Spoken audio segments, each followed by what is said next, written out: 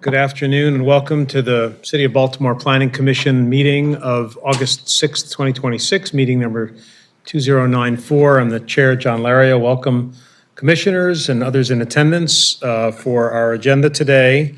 I want to make a quick note that our director, Ren Southard, is at a cabinet meeting and will be here as soon as possible. In the meantime, we're going to have Mr. Tiso fill that role. I'm not going to make you move, Mr. Tiso. You can do it from over there, but just so folks understand, and Ms. Southard will be here as soon as possible. But let us begin first with a roll call. Mr. Tiso, please. Yes, Mr. Chair. Robin Allen is excused. Councilman Bullock. Present. Christine Griffin. Present. Claudia Jolin. Present. Doug McCooch is excused. Deputy Mayor Young will be delayed. Eric Stevenson. Present. John Laria. Present. And the deputy mayor, of course, I mentioned the cabinet meeting. So both he and the director expect to be here as soon as possible. But we do have a quorum and we'll proceed with our business. The next item is the approval of minutes. We actually have a vote on the June 25th, 2026 minutes, only corrected to show the vote tally for item number 6. Commissioners will remember that I think it was omitted from those minutes and it has now been corrected. Is there a motion to reapprove the minutes of June 25th, 2026 with the corrected vote tally? So moved. Is there a second? Second. Been moved and seconded. All those in favor, aye. Aye. Opposed, nay. Motion carries. And now we'll move to the conventional approval of the minutes of July 16th, 2026. Is there a motion to approve those, please? Motion to approve. Second. It's been moved and seconded. Thank you, everybody, for pitching in on those motions and seconds. Any discussion? Hearing none. All those in favor, aye. Aye. Opposed, nay. Motion carries. Okay. Move to the consent agenda. We'll have a brief presentation, I think, on the CIP transfers before we move to the other consent agenda items. Good afternoon, Commissioners. Leah Dubats, Capital Improvement Program Supervisor. We will start off with the transfers from yesterday's Board of Estimates meeting. There are 15 transfers that are consistent with the CIP, and these are all moving funding for various grant agreements from a general programmatic account to specific accounts for each of those awards. And staff recommends approval since those are all consistent with the CIP. Moving on to the second, we have 2 transfers to bring back in front of the commission. The first is a transfer for the Department of Housing and Community Development, and this is moving funds from the Housing Repair Assistant Program to the Critical Repair Program. And this will provide funding for the city's Critical Repair Program, and this provides city homeowners with assistance in completing health and safety related repairs to their residencies. And staff recommends approval since funds are coming from an account with a similar purpose. And this was unintentionally omitted from the transfers that the commission approved on June 3rd. And then second is a transfer for the Parking Authority of Baltimore City. This transfer will provide funding to repair damaged concrete and structural elements in the Fleet and Eden Street garage following a September 2024 assessment. And staff recommends approval because the funds are being transferred from a project where the work has been completed and all of the invoices have been paid. So those appropriations are in excess. And this is correcting transfers that the commission approved on June 14th. We had accidentally included the incorrect to account, so we wanted to bring that back in front of the commission for the correct PRJ to be included. Thank you. Are there questions of staff regarding the CIP transfers? No. Hearing none, is there a motion to approve the CIP transfers as presented? Motion to approve. Is there a second? Second. Moved and seconded. Any further discussion? All those in favor, aye. Aye. Opposed, nay. Motion carries. Ms. DeBus, let me ask you one quick question. Is it correct that we're expecting from you sort of a written summary of the evolving process, the changing process regarding the way CIP transfers and the CIP? I just want to try to remember exactly what we agree that you would provide us. Yes, there's a memo. I can resend it to everyone. Have you already sent it? I'm so sorry. Oh, it's okay. Yeah, I can send it back to everyone's email. But it's just a memo. It documents the process. So as of August 19th, all of the agencies will be submitting in BOE Submit instead of through the transfer process that we've currently been in. So after August 19th, the Planning Commission will start seeing all of the transfers before they go to BOE. And I have a memo that I can share with you all that As of documents August, that. the next commission meeting, is that correct? Did you say Yes, the 19th? so Yeah. the next commission meeting will have everything that was on the previous BOE agenda to that, but then after that, we'll be moving where the planning commission is approving everything before it goes to BOE. 27th, right? That's correct. Yeah, Yep. okay. All right, thank you very much. Appreciate it. Thank you. Okay.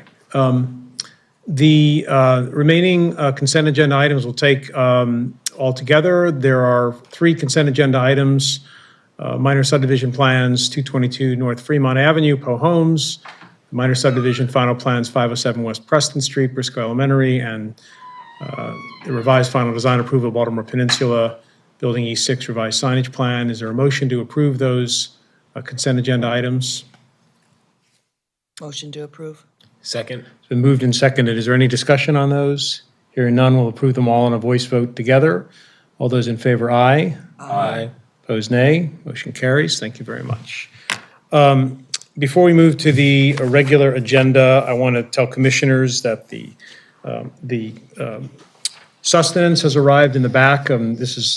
We try to have, for the public, I'm sorry, we get here early for a briefing and we try and get our lunch out of the way prior to that, but it was late today, so we don't want to eat here in front of the public while we're trying to do business, but for those commissioners who would like to grab something, I don't want you to be deprived of that opportunity. So I'm telling you that the lunch is here, and with that, we're going to move to the regular agenda. Mr. Tiso, would you call item number 7 for us, please? Yes, Mr. Chair. This item is City Council Bill 26-0195, zoning accessory dwelling units, and Justin Walker will present.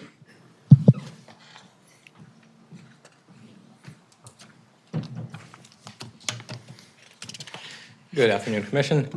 Justin Walker, DOP for City Council Bill 26-195 in regards to zoning changes to permit accessory dwelling units. Excuse me.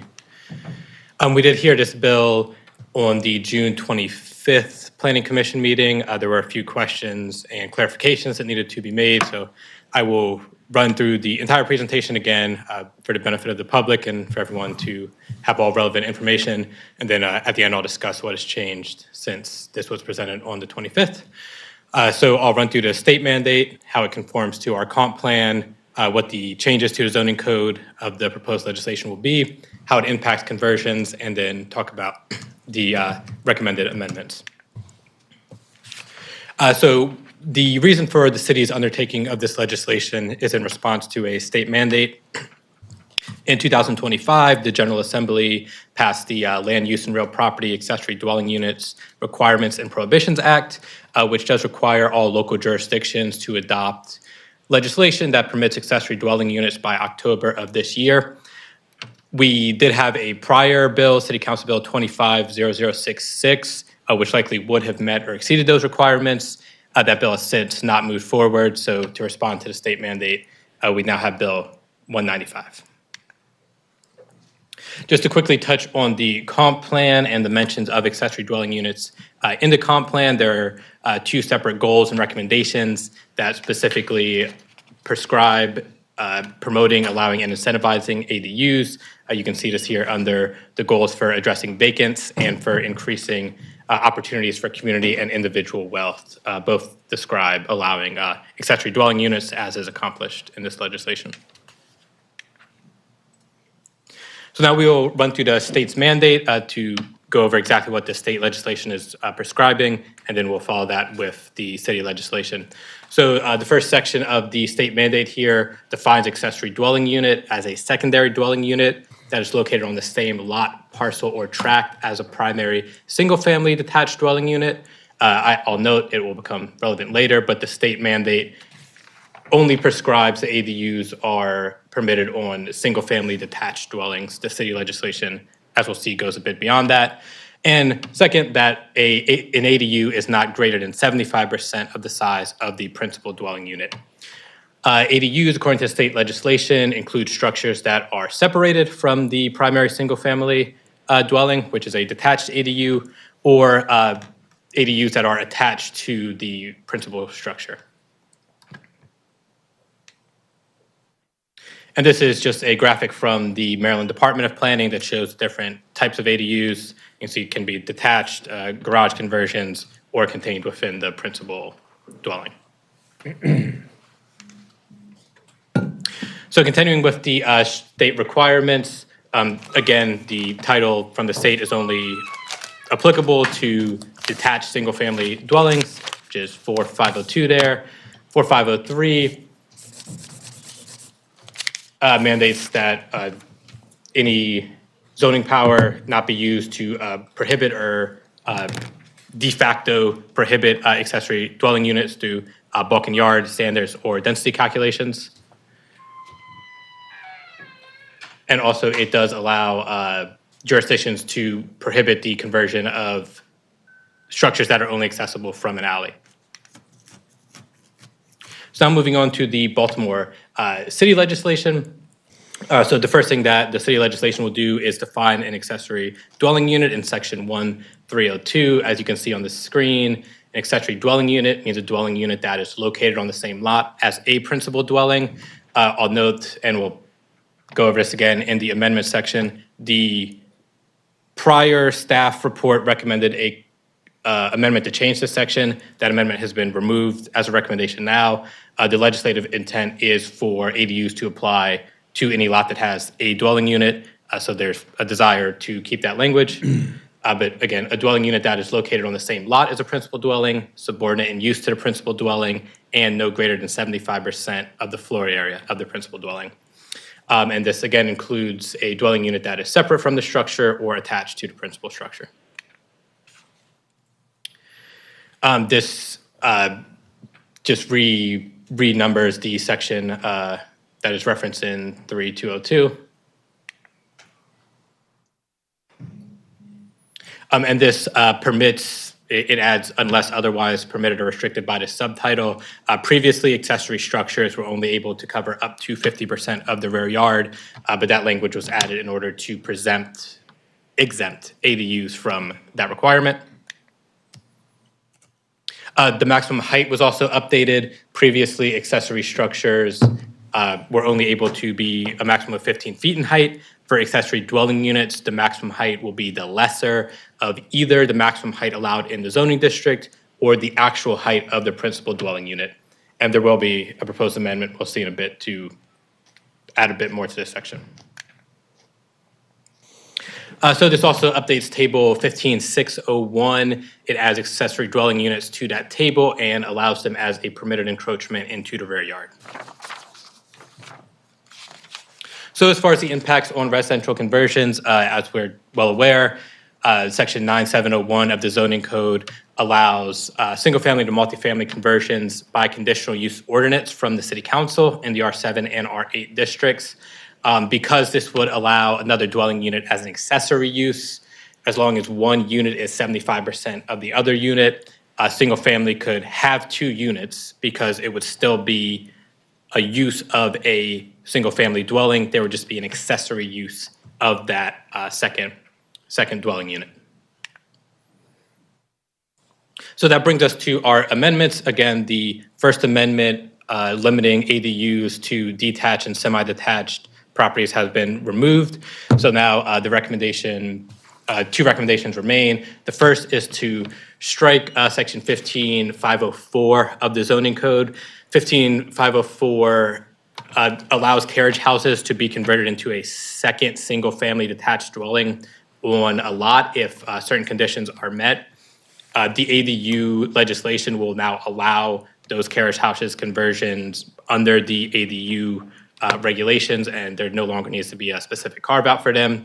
Carriage houses were rather uncommon, so the section was not implied very often, but now any carriage houses will just be regulated under this new ADU legislation. The second, and this is the new update, this will change the new proposed section 15501 of the zoning code. You can see the addition is in red here, so it will keep the same, the maximum height requirement. But for the other bulk and yard standards, it'll add notwithstanding any other provision of this code. There were a few sections of the code that applied additional regulations, which could be seen as limiting ADUs. So instead of amending each of those sections individually, the consensus was to go with this approach. So notwithstanding any other provision of the code, an accessory dwelling unit, and then clarifying attached or detached, may occupy the area of the rear yard and pervious surface required in the zoning district. So we saw table 15506 was updated to add it as a permitted encroachment. This new language ensures that no other section of the code prevents that. And then finally, this adds number 2 to this section, which is for purposes of 15302, which is the measurement methodology for density calculations. An accessory dwelling unit is not counted as a dwelling unit in determining the maximum number of dwelling units permitted on a lot. So how that density measurement currently applies is it is the total lot area divided by the required lot area per dwelling unit. Since you have 1,500 square feet on the lot, 500 square feet per dwelling unit, that would be 3 dwelling units are permitted. This is exempting an accessory dwelling unit from being counted towards that total, and that is directly prescribed by the state legislation. So those are the 2 amendments. To address some additional concerns that were brought up by the commission at the last hearing, as well as some letters received from community members, there was the question of whether accessory dwelling units need to be added to use tables. And that is not proposed as an amendment. The thinking is that because they are an accessory use, there is no need to add them to the use table. For instance, garages and sheds are not in the use table, though of course they're allowed where a principal dwelling exists. There are examples of accessory uses in the use table. Namely, 2 that come to mind are parking lots in open space districts and live entertainment, which in certain districts must be accessory to restaurants, taverns, or art studios. The reason for the live entertainment accessory uses being in the use table is because they are allowed as accessory uses in certain districts, they are not in others. But there's no need to have such a restriction with ADUs because anywhere that a principal dwelling exists, an ADU would be allowed as an accessory use. Questions were raised about owner occupancy requirements and the use of ADUs as short-term rentals, often Airbnbs. So nothing in the state legislation prohibits owner occupancy requirements, but it is also not proposed in the city legislation. As far as short-term rentals, the zoning code currently views a dwelling unit as a dwelling unit. So if it's used as an Airbnb or if it's leased out annually, the zoning code makes no distinction between those, how it's currently applied. There are questions about ADUs in historic districts. So we note that nothing in this legislation exempts an ADU from standard CHAP reviews. That would be applied whenever the trigger for a CHAP review is hit. There were questions about parking requirements. Notably, last December 2025, the City Council voted to remove parking requirements for all uses citywide. So there will be no parking requirements for ADUs. There were questions about the impact on utilities. The ADUs will still go through the standard permitting process. There are questions on the impact of utilities, frankly, for any new construction. The DPW reviews and other associated reviews required for building permits will still take place. Nothing in this legislation exempts them from that. There were questions about notifying neighbors when these are constructed. In the event that variances or other public processes are needed for an ADU, there will be the legally required posting. But for a by right construction, similar to any other by right construction, there's nothing in this bill that mandates notification to neighboring property owners. There were questions about design and access. Part of that is addressed in the design manual update. A specific question was on row house lots maintaining access for the principal structure to their alley, which is commonly where trash collection occurs.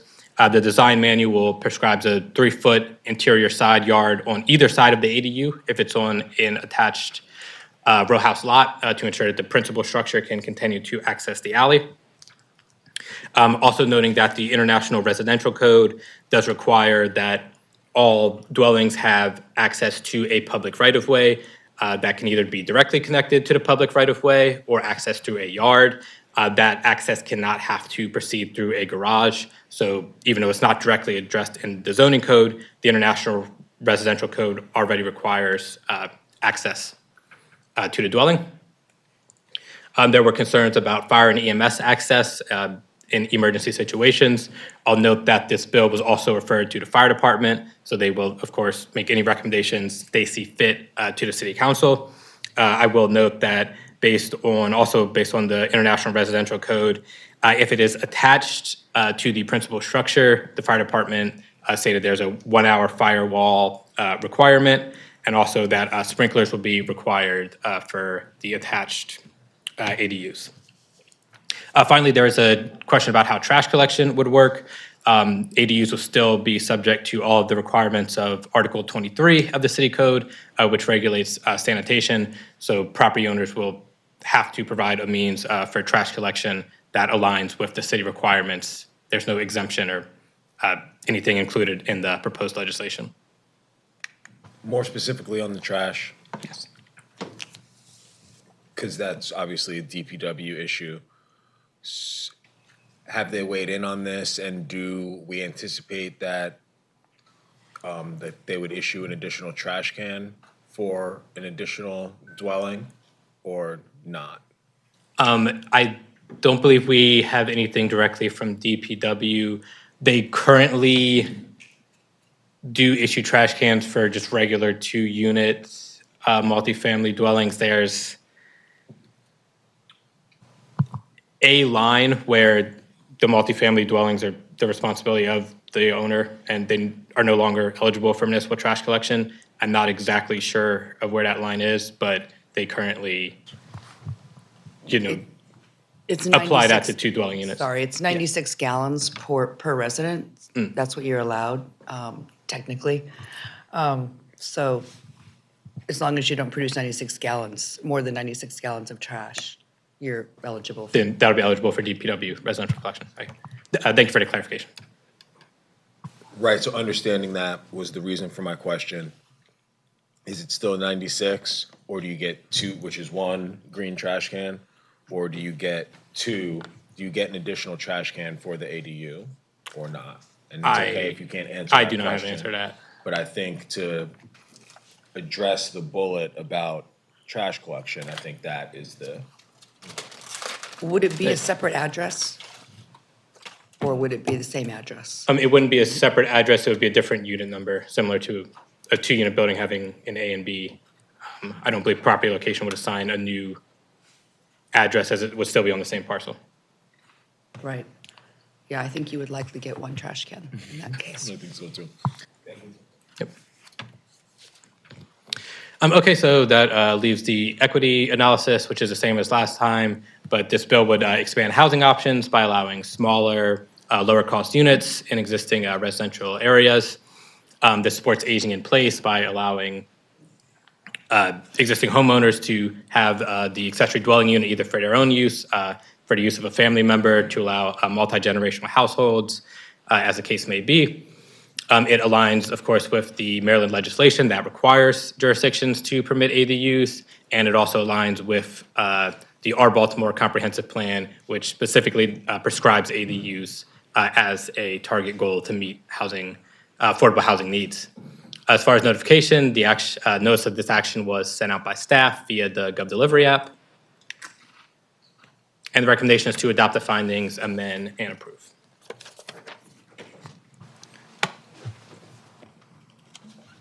Thank you, Mr. Walker. Are there questions from the commission for Mr. Walker before we turn to other folks who may wish to testify?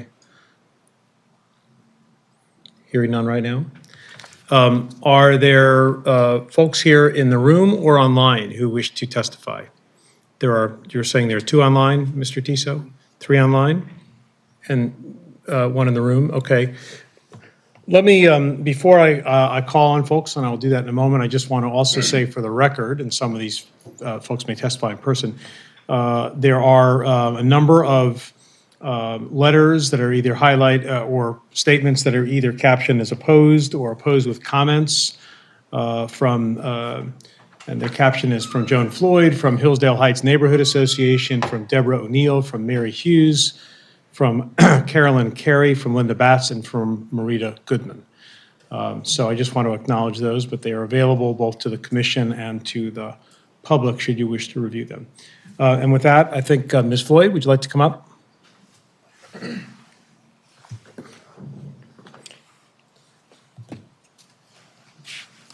Thank you, Mr. Chair. I thought I was going to have something substantive to respond to today. It doesn't feel like planning was listening last time, and I don't see any real progress being made here with this issue. With so many policy issues that needed to be addressed that still haven't been addressed. One thing I can comment on is that a garage isn't something that needs a use and occupancy permit. A dwelling unit is. The idea that you don't have to put an accessory dwelling unit on a use table is absurd. It's absolutely absurd. Of course you have to put it, it's a residential use, and it needs a use and occupancy permit. It needs to be on the tables. I don't know why there's this reluctance to put it on the tables or fear of putting it on the tables. That's where it belongs. It belongs where everybody can understand it. Accessory uses, I would say a lot of them just don't need use and occupancy permits, but an accessory dwelling unit certainly does. This idea of the 3 feet on either side, if you're putting it in the zoning code that something can occupy the rear yard, then you're saying it can go from lot line to lot line, side lot to line to side lot line, because that's how a rear yard goes. So I don't understand this, we're going to put something in the design manual that says you can't really do that. I don't know how that works. Mr. Larry, you're the attorney, you might have a better idea. But it seems to me if you put it in there and it says you can occupy the rear yard, then you can occupy the rear yard. 3 feet either side, if you did require it, you still aren't solving the problem of the new dwelling unit in the rear is only accessible by the alley. And actually, the state recognized in its version of this, recognized that that can be problematic. So they actually allowed in the detached house neighborhoods, they allowed you to prohibit a unit if it can only be accessed from the alley. So just something to think about. They were aware of that issue.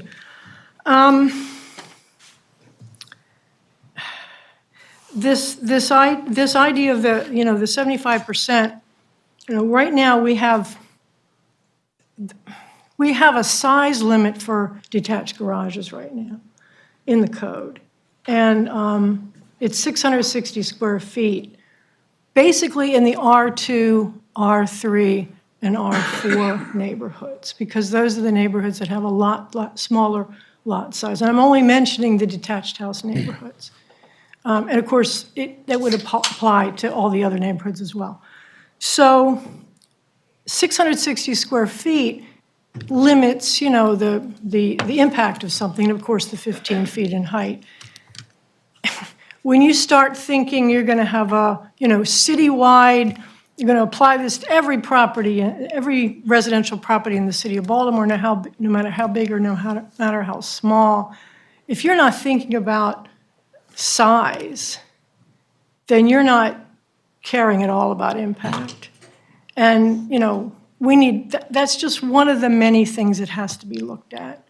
But my feeling about this bill. I could just say, repeat what I said before, because we had some interesting discussions. We had some awareness of the inadequacies of the bill. And it just feels to me as if I don't understand why we're still dealing with this bill in this form, why we're not dealing with the big policy issues instead. Thank you. Are there questions for Ms. Floyd? Ms. Floyd, I don't remember at the beginning if you said your name for the record. I'm sorry. I did not. Joan Floyd. Is that good enough? Yeah, Okay. thanks. Thank you very much. Okay, does anybody else in the room wish to testify? Let's turn to the online. All right, as I press the unmute button from my side, each person will have to unmute themselves from their end in order to be heard. First up is Deb O'Neill. Ma'am, Ms. O'Neill, before you start, I'm going to set a time limit of 3 minutes, which is our traditional time limit. I should have said that to Ms. Floyd, but I think because of her extensive experience, she stayed within the 3 minutes, maybe regardless. So thank you. But let's hear from the witnesses and with a 3-minute time limit, please. All right, Deb? Hi, this is Deb O'Neill. I hope you can hear me. Yes. Ma'am. Yes? Okay. I just want to say I'm very concerned about the fact that the city has chosen to completely overstep the boundaries that the state legislation has set up and is going to allow this to be applied to row houses and multi-unit properties like apartment buildings. I find that astonishing. It's pretty clear when you look at the state bill that they were looking at health and safety issues. They did limit the obligation to make this change for houses that could only be properties that could be accessed from alleys. That's the majority of the row houses in the city. And not all of them have driving alleys. Not many of them have walking alleys behind them.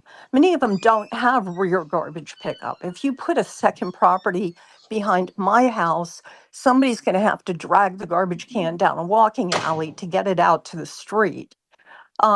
I just really want to encourage you all to go back to what the state had originally envisioned, which clearly was designed to obviate many of the health and safety issues that people have repeatedly brought up about access for emergency vehicles, fire trucks, ambulances, things of that matter, postal service, the impact on sewage and storm drains, and make this bill conform to what the state said, which is to apply it to single-family properties on standalone lots.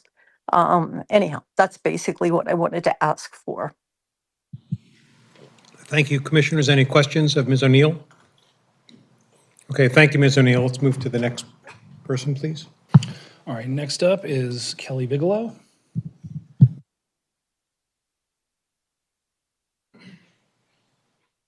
Hello, greetings to the commission. I won't repeat what Ms. Joan and Ms. Deb have identified from their professional and expert views, because citizens are also very informed. My question is, and the points I would like to make is, one, there still has not been an infrastructure, an equity, nor an impact study done or performed to understand what we are in for with this poor planning of execution of this ADU legislation. We don't have a pilot program, so everything is in theory. We can't compare Baltimore to any other city. We're having infrastructure issues from water pipes bursting and creating sinkholes around the city. Yet you all are pushing this through. You have no pilot. You have no equity study, no infrastructure study, no impact study. On top of, you aren't following the state guidelines. You're sidestepping them, which is beyond inappropriate. It looks and sounds illegal. We constantly misappropriate power in this city that results in governance being redlining. We know which communities are going to be affected. We know that a majority of Baltimoreans can't obtain the money immediately to produce ADUs, as if aging in place is going to create this boom of, oh, let me build this grandma ADU so my folks can age in place. It's disingenuous, and you don't have the studies to support it, and you don't have a pilot to support it. Please do not vote for this. You need to come back to the table with the community. There's almost no engagement, which you must, especially considering the mayor has guidelines that his own equity studies must be performed. That has not been done. So there are a host of boxes that you are not checking for this to be legal, for this to be moral, and for this to not be a way of issuing redlining and disenfranchisement through governance. My name is Kelly Bigelow. I am speaking on behalf of Liberty Square as well as being a homeowner.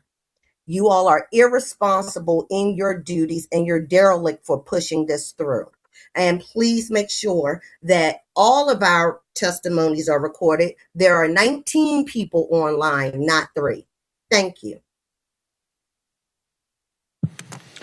Next, Sorry, questions for Ms.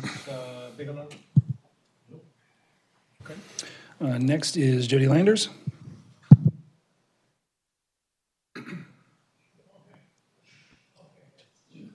Mr. Landers, go ahead. Mr. Landers, go Thank ahead. you, 3 minutes, please. members of the commission. First, I would point out, this is not an administration bill.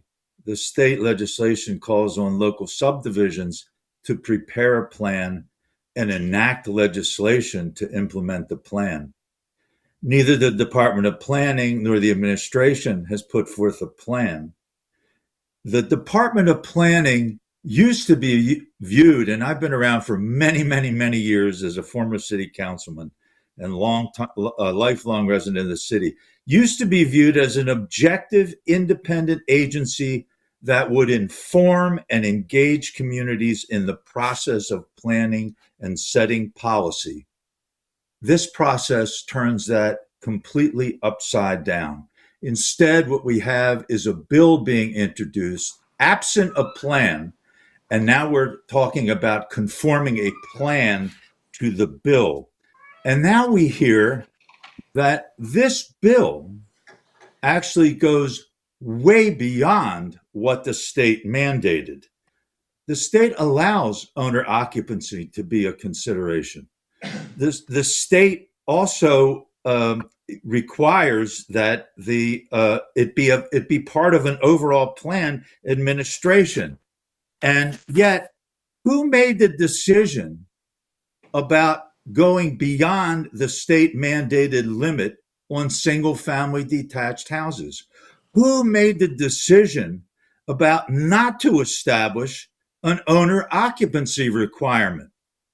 I can tell you, it was not made in consultation with affected communities. There's been absolutely no outreach to any of the hundreds of community groups around Baltimore City. And that makes this entire process a complete travesty. So please, Planning Commission, let's hear who made those decisions, and let's make those decisions in full view of the public, not just within a staff report or because the chairman of the committee decided that that's what he wanted to allow in the bill as the lead sponsor of the bill. Thank you. Thank you, Mr. Landers. Other questions for Mr. Landers? Hearing none. Is that it, Mr. Tissot? For one more? Okay, please. The last one that I see hand raised is Nicole Gatewood. Thank you. Good afternoon. Can you hear me? Yes, go right ahead. You have 3 minutes. Thank you. Wonderful. Good afternoon, esteemed commission members. My name is Nicole C. Gatewood, Esquire. I'm the president of Hillsdale Heights Neighborhood Association. I have submitted written testimony, which you have acknowledged receipt of. I would like to use the balance of my 3 minutes to speak to 2 major issues. One is infrastructure planning capacity. We talked a bit about DPW and not having an official report to them with regard to sanitation matters and trash. But we also have a bigger issue, which is structural. And that is, we already know that our infrastructure is aged and it is under great tension, which is why many of us have had to employ getting privatized insurance to supplement that type expenditure. We've had no discussion about what type of pull this will have on those infrastructure services, not only flow, but disruption as there could be erection of these ADU units. I think that it is paramount to have those structural conversations in an aging city that is celebrating nearly 300 years and is on record as having infrastructure issues. As previous witnesses have testified to, we have had sinkholes that have not only taken vehicles, but whole houses. This is the second time that we are convening sort of this August hearing. I understand this issue came before the Planning Commission in June. However, there's been very little discussion with all of the more than 279 neighborhoods, as Mr. Landers alluded to, about today's hearing, what it means. I was speaking with my council member, and we were discussing it. And this is no shade on him. In fact, it is a compliment. He stated, many Baltimoreans do not understand what an ADU is, much less the process. This is the four corners. This is paramount. This will change neighborhoods, their structure, their fabric, the ingress, the egress, etc. We should not be doing this in a vacuum or silo, albeit with professionals. We should be doing it at a table, side by side, working and galvanizing all of our respective insight and institutional resources and having a conversation about how we employ something that is a statewide mandate we must do in a way that makes sense for Baltimore City, both for the citizens, residents, as well as for the administrators and those agencies who are carrying it out. I don't see agency reports. I don't see an opportunity for us as citizens to say, this makes sense in premise, but in applicability, it is a nightmare. We need to have these conversations so we have a plan that is effective. I am respectfully asking you on behalf of myself and the Hillsdale Heights neighborhood, as well as those members of the Northwest leadership who could not be in attendance today, to please slow down this process, not oppose this bill as currently written, to take under advisement the amendments that we have requested, and to have a meeting with at least the presidents of the neighborhood associations so that we can come together and give guidance and input and not have a farce of what happened with the zoning bills in 2025. We know what that process was like. It's been acknowledged. It was not something that was as collaborative as even the city council members themselves that they would like to undertake. Let's not make that mistake again. Let's do this differently. I know we have a deadline. October 1st is fast approaching, but let's use our time wisely, work together, and create something that works robustly for all of us. I thank you. Thank you, Ms. Gatewood. I just want to say one thing for those who are listening, and this is in no way to argue or dispute what you've said, but you talked about agency reports. Presumably, the council will be getting reports from the other agencies to which the bill has been referred, including, I'd have to look in the bill, but typically the law department and others. So the normal process, and I'm really just saying this for information purposes, is that we will essentially prepare through our vote an agency report. Others will do it through their processes. And I just say that to clarify the process for anybody who's unfamiliar with it. But thank you, Ms. Gatewood. We appreciate your testimony. I thank you. And if you wouldn't mind, could I just correct one thing? There's a difference between a report that we get after action versus before today's hearing. So we're then able to speak intelligently about it and also tell you if there are any omissions. We have some wonderful people like Mr. Landers, like Ms. Floyd, who acknowledged by this commission today, have a lot of institutional knowledge. We can't speak to those things if we don't see them in advance. And I thank you for explaining. Sure. I think the staff report, Mr. Tiso, was posted in advance on the site. I don't know exactly how far in advance, but it was. Tuesday, and we do have one more person. Yeah, and that's fine. Again, I'm not, Ms. Gatewood, I'm not trying to argue with you whatsoever. Understood. Yeah. No, we do this for a living, but we're not going to do it with each other. We're collegial. My only point is if our response is due at 4 p.m. and it's posted on Tuesday, we don't have time to then decipher, to discuss, or even to provide supplement as opposed to refute, but to bolster. Let's work together. Again, thank you very much. And we have one more person online, Mr. Tiso. Yes, Mr. Chair, Carolyn Carey. You'll need to unmute from your end. Thank you so much. I submitted my testimony a couple of weeks ago, and I know you have a copy of it and you could probably read it for yourself. But I just want to read this because I want you to maybe put yourself in my place. My name is Carolyn Carey, and I am a resident of an R5, single-family row house community in Baltimore City. I am asking the committee to slow down and fully evaluate the impact of Council Bill 260195 before expanding ADUs throughout residential neighborhoods.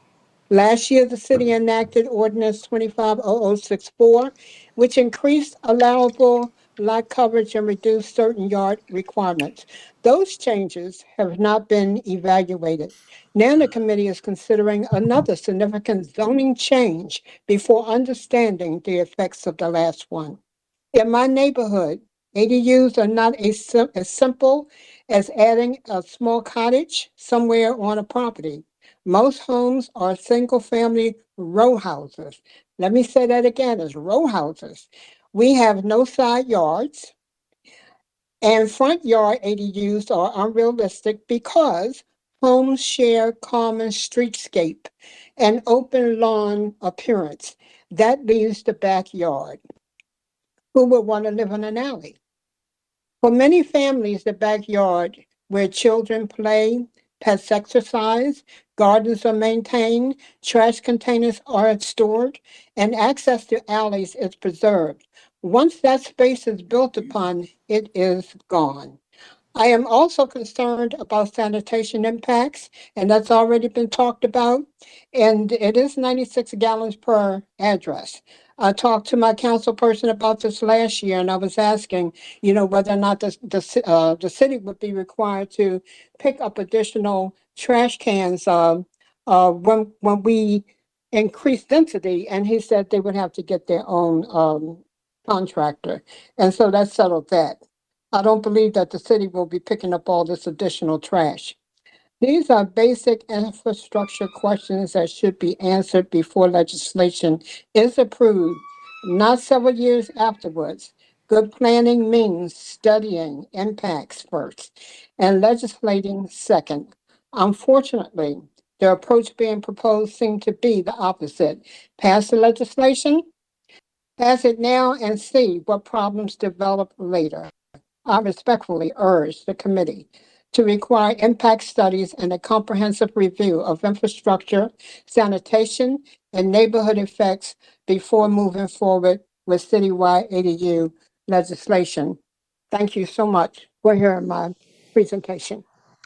Thank you, Ms. Carey. And Commissioners, the written version of Ms. Carey's testimony is posted on the site for both your and public review. Mr. Tiso, others?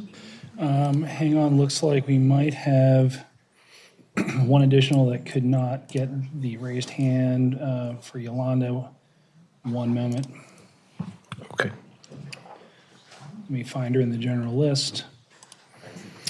And Yolanda, go ahead. All right, good afternoon. I do apologize. I'm losing sight of the day because it's moving along so fast. However, I want to respectfully say thank you for allowing us to speak this afternoon. But I also want to bring a few items to your attention because this matter is in no posture for passage, as you well know, and having knowledge of the Department of Public Works in particular, because I was the chief of communications and community engagement for a number of years at the Department of Public Works. And I know that there is a lack of capacity for so many things as it relates to infrastructure. And so I'm asking that you please reconsider whether or not this matter should move forward. I understand state mandates, as I've worked as a director of government affairs for many counties and for the state. However, this needs more time. I employ you to create a work group of residents, homeowners, community advocates, community leaders, allow us to come to the table and discuss some of these concerns that we have that are not unreasonable, they're very real. And so I would ask you that you table this issue and allow us to come back and meet with you to discuss concerns and possible solutions. Thank you. Thank you. And I don't think we got your name for the record. I know Mr. Teacher said Yolanda. Yolanda Winkler, I apologize. No, no, not at all. Thanks so much. Okay, Mr. Thank you. Tiso, ma'am, thanks. Are there others? That is all the hands that I am seeing. Okay. And I assume there are no questions, or you would have asked. So I know that, is there anybody else in the room? I think we've been through that. I see that Councilman Dorsey, who is the sponsor of the legislation, is here, and I want to offer him the opportunity to speak if he wishes. Councilman?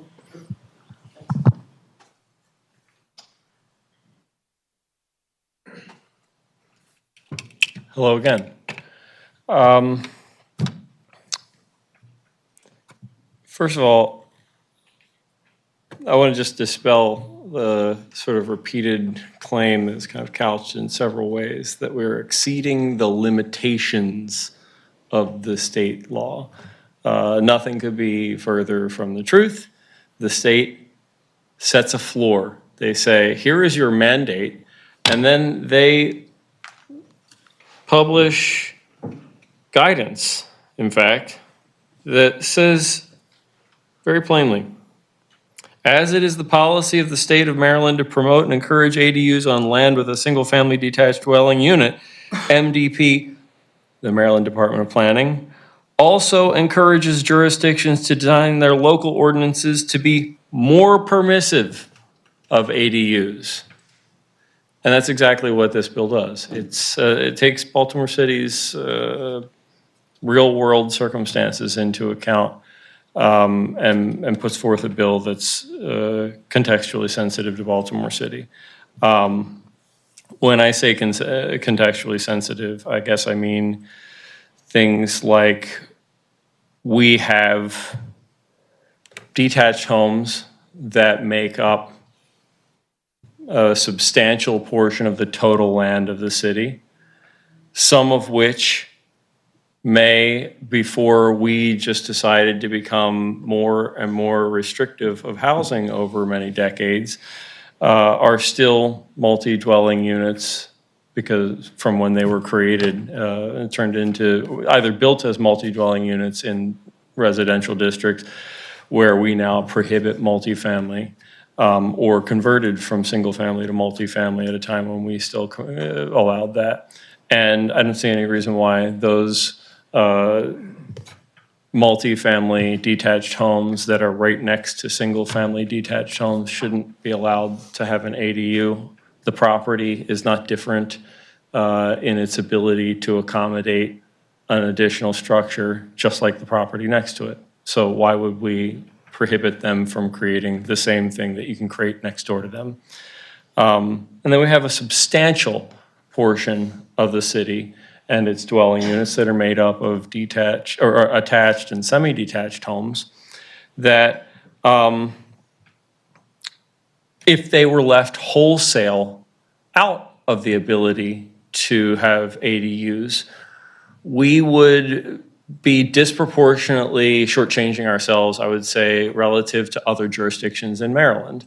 We would, because we just have so many more row homes and semi-detached homes, I would say, than any other jurisdiction in the state. And so we would be significantly hindered in our ability to realize the, I would say, potential and intent that this legislation puts forth of expanding housing choices and opportunities throughout all jurisdictions in Maryland. And I do mean throughout, not just in some parts of the city, but throughout the city. And we already have ADUs in both detached and semi-detached neighborhoods. We call them carriage houses. And in fact, this bill report from the Planning Commission, the recommendation from the staff, recognizes that if we pass this law, then this carriage house law is obsolete and we should get rid of it so there's no confusion about the two of them. But we have carriage houses in row home neighborhoods and we have carriage houses in detached home neighborhoods. And some of them are accessible only from the alley, God forbid. And people find a way to get their trash out. People find a way to get to their front door, even if their front door is along an alley or an alley street like we have in Mount Vernon. People find a way, and it's just not that hard. And I think that that is also to the point of like the kind of much ado about nothing that we hear. If I own, let's just say a row home, because this seems to be a point of contention for some folks. If I own a row home and I want to put an ADU in the rear of the house and it have alley access, I got to face the fact that DPW doesn't pick up the trash, my trash, in the front of my house. They pick it up in the back of my house, in the alley. And if I'm going to construct an additional structure in the rear of my house that somebody, not me, is going to occupy, I'm going to have to figure out a practical way for me to get my trash to the alley on the other side of that structure. And so I'm probably going to design that structure not out to the lot lines. I'm probably going to just design that structure to give me a 3 or 4 foot sidewalk or something alongside of it so I can get to the alley with my trash. You know, because I don't want to walk all the way around the block, unless maybe I'm an end unit. And I'm going to take the same considerations if I'm building on a semi-detached or detached lot as well. The whole, again, much ado about nothing. This is going to change neighborhoods. It's just not real. It's just not real because there are so many other practical considerations that one has to take into account. Financing, first of all, but people brought up infrastructure. The real infrastructure concern that folks should be raising here, instead of sort of the red herring of like our infrastructure can't handle. Of course, our infrastructure can handle it. Yes, we have old and aging infrastructure, both on the public side of things and in most cases on the private side of things, between the house and the meter, between the house and the main.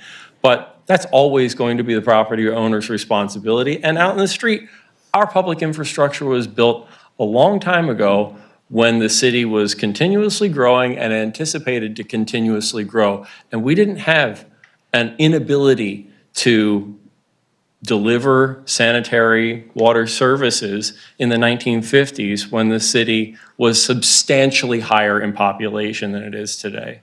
And we don't have different infrastructure than we had then.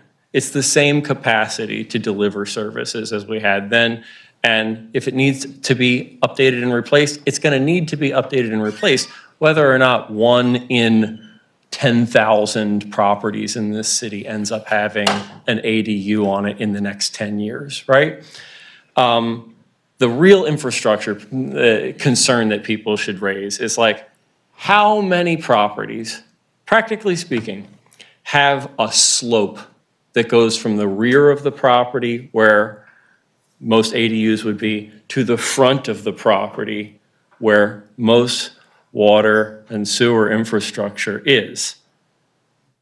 In my experience, a lot more properties tend to slope backward on the property. And that means that off the bat, to construct an ADU or anything in the rear of the property that would need to get sanitary sewer services to the front, you need to create a slope.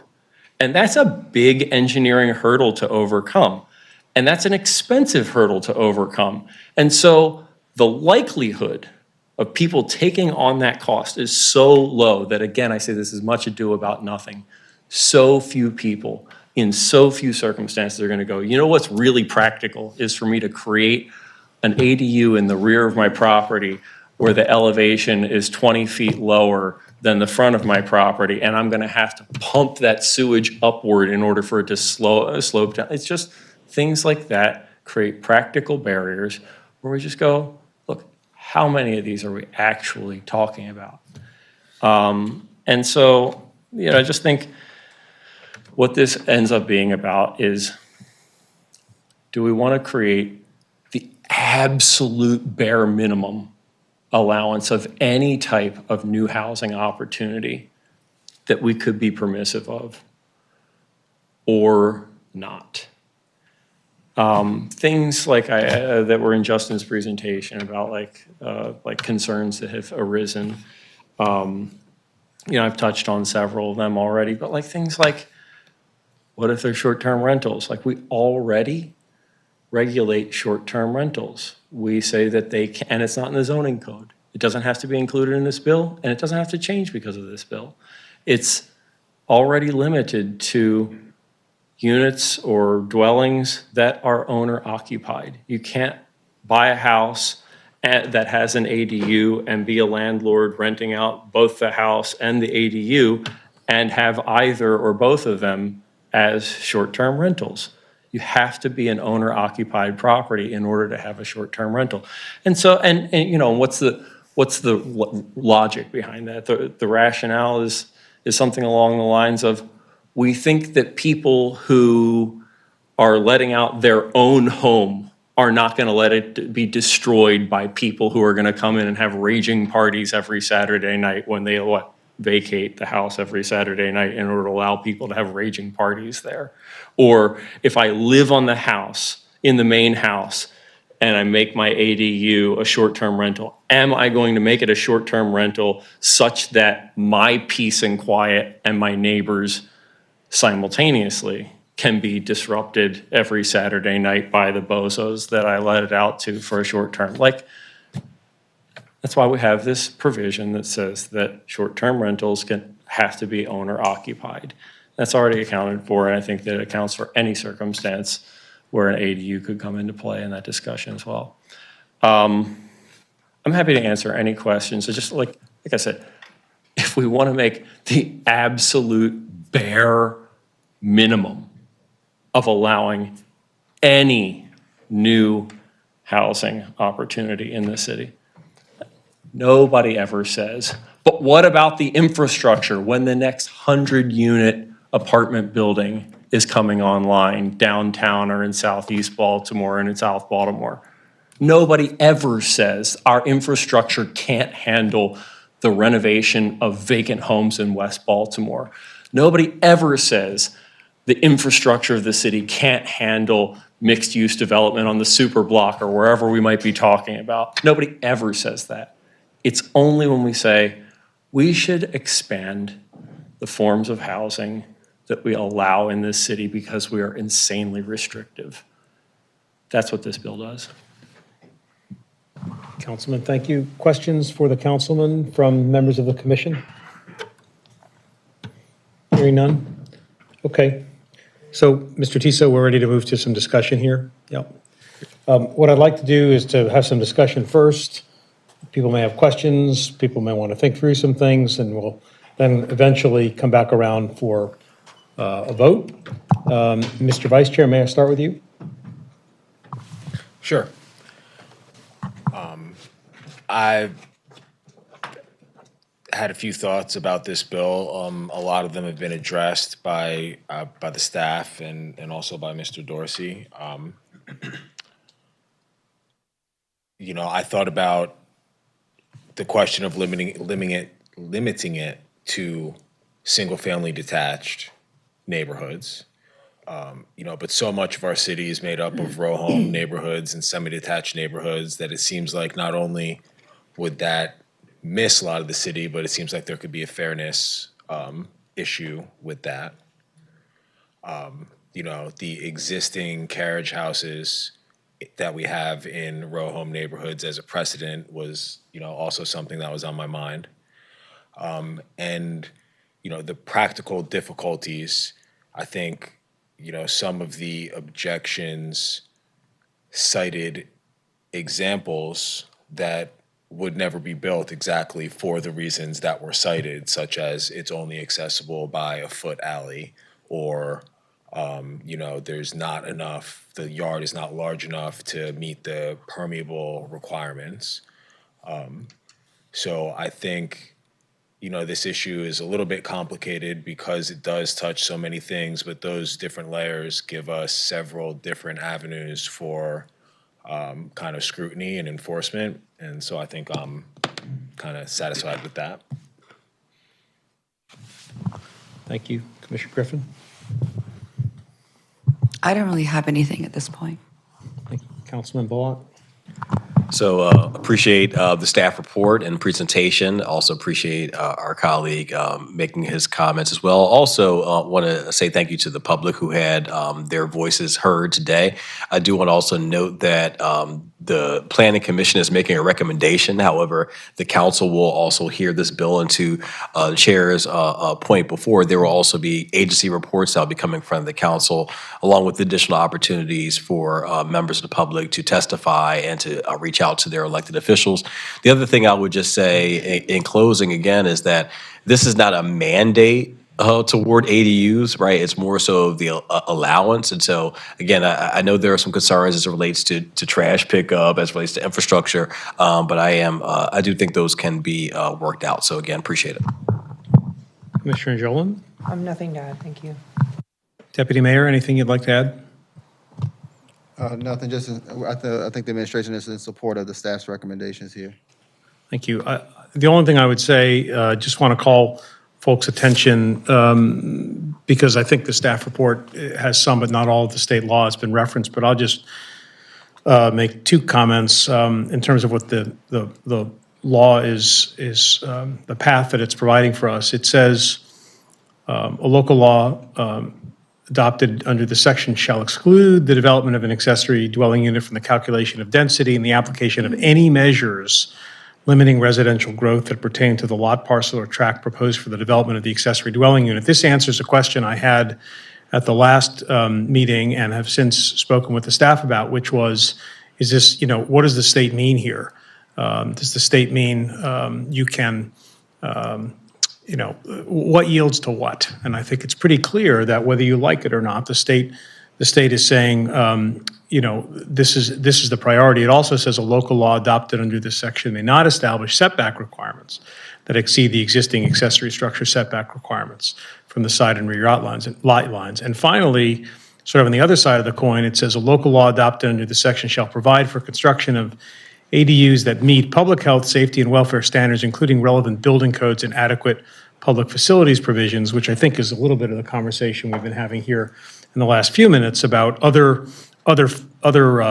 safeguards against kind of rogue, ADUs that might cause problems. So I just wanted to mention those as well, since I'm not sure everybody's had a chance to look at the actual state code beyond what the staff has put in it.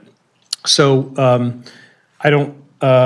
having heard that, and since no one's asked a question that requires really any further discussion among the commission, I'll take a motion, and Mr. Vice Chair, would you like to make a motion regarding the staff report? A motion to adopt the staff's findings and amendments and approve. Is there a second? Second. Okay, now an opportunity for further discussion now that a motion has been made. Does anybody want to speak to the motion or have any further comments? Hearing none, we'll have a roll call vote on the recommendation, on the motion and the recommendation to accept the staff report and the amendments contained within it. Mr. Tissot. John Bullock. Approved. Christine Griffin. Approve. Claudia Jolin. Approve. Calvin Young. Approve. Eric Stevenson. Approve. John Laria. Approve. All right, we'll send that recommendation to the council, and I'm sure the discussion will be had there again, as Councilman Bullock has correctly said. Okay, let's move to the next item, please. That would be item number 8. Yes, please. Item number 8, street closing of a 20-foot alley in block 1497, the Department of Housing and Community Development in the 13th Council Managed District. Brandon Canoy will be presenting for Caitlin Audette.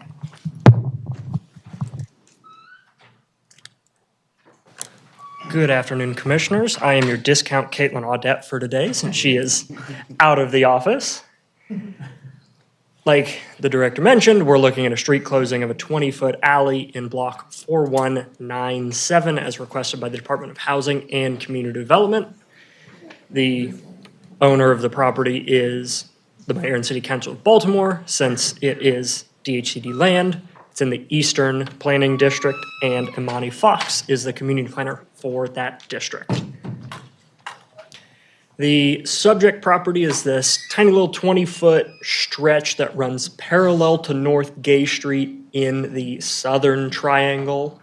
It looks to be an old kind of just access alley between North Washington and East Hoffman Street. As you can see from this aerial, the property is fully undeveloped, was demolished decades ago, was formerly residential, and is now a vacant lot. This is a little bit more zoomed in. You can see some of the former houses on the northwest side of North Gay Street that have since been demolished, and you can kind of see remnants of some of the older things that have been demolished on the subject triangle property, which is now basically just grass. This is the block plat that shows how this area was developed with some rights-of-way and some different access points. You can see that there's a little tee-off that goes back towards North Gay Street. That no longer exists. So in general, this is an old design that really doesn't serve the purposes of the public for potential redevelopment of this site. The East Baltimore Revitalization Project was adopted by the Planning Commission, or accepted by the Planning Commission in September of 2018, which envisioned this area as kind of green space and things like that. But then a different amendment was added a little bit earlier to the Broadway East Urban Renewal Plan to reauthorize acquisition of the properties. And that was finally signed November 9th of 2018. And that would allow redevelopment and or disposition as necessary later on down the line, but that was the acquisition. The subject area is outlined as higher density residential in the general land use plan. So that shows that we've seen a general change in the main thrust of the development we want to see in this area. So we're looking for more residential and housing as opposed to the potential original small park idea that was proposed in the East Baltimore Revitalization Project final report. So we're seeing some trends towards, we would rather see some housing along this corridor as opposed to open space in this specific parcel. The Department of Housing and Community Development has acquired functionally all but one of the properties in this block, and none of the remaining parcel abuts any of this, so there's no need for any additional public access at this point because it has redundant other public access from other places. So we believe that this alley can be closed and allow for potential consolidation in the future if necessary for redevelopment. We don't anticipate any negative equity impacts with the proposed alley closure, given that there's functionally nothing there right now. It's just going to be more of an invisible change where the boundaries change and we're not going to see anything, but legally there will be more developable area potentially slightly in the future. And the Broadway East community was notified of this item with no opposition, and we also shared the agenda via the GovDelivery email system, just like when we send out all of our planning commission things. And with that, we recommend approval with no conditions. And I will do my best to answer any of your questions. I tried to study this morning. Thanks. You had me at the plat map, frankly. I mean, not a whole lot to, is there are there any questions? Okay. Is there a motion to approve? And I do say this just because it helps sometimes people. This is street closings, people have heard me say street closings come in two flavors. They come sometimes in the form of a bill, where we get a bill for a street closing that's been proposed, and we have to comment on it essentially as an agency. We will probably get one of those on this on the consent docket once it's come to us. The other way is this way, which is administratively, we are asked, is this okay with you, the Planning Department and Planning Commission, as a predicate step to the introduction of a bill? So it falls into that latter category. I just say that because sometimes it's confusing. Motion, was there a motion? Is there a motion to approve the staff recommendation? There's not currently a motion. No, is there, that Motion to was a approve the question. staff recommendation. It's been moved, Commissioner Griffin, Second. by Councilman Bullock. Okay, any further discussion on the motion? Hearing none, we'll have a roll call vote on the motion, please. Mr. Tissot? John Bullock, Approve. Christine Griffin, Approved. Claudia Jolin, Approved. Calvin Young, Approved. Eric Stevenson, Approve. John Laria. Approve. Thank you. Okay, let's call the next item, please.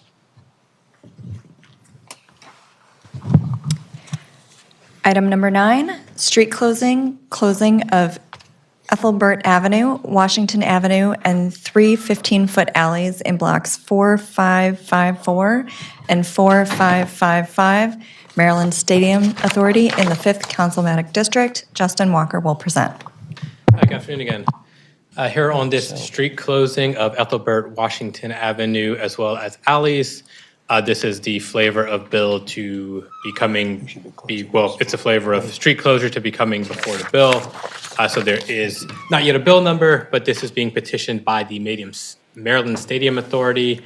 All adjacent parcels are owned by either the Maryland Thoroughbred Racetrack or the Maryland City Council. This is in the Northwest Planning District.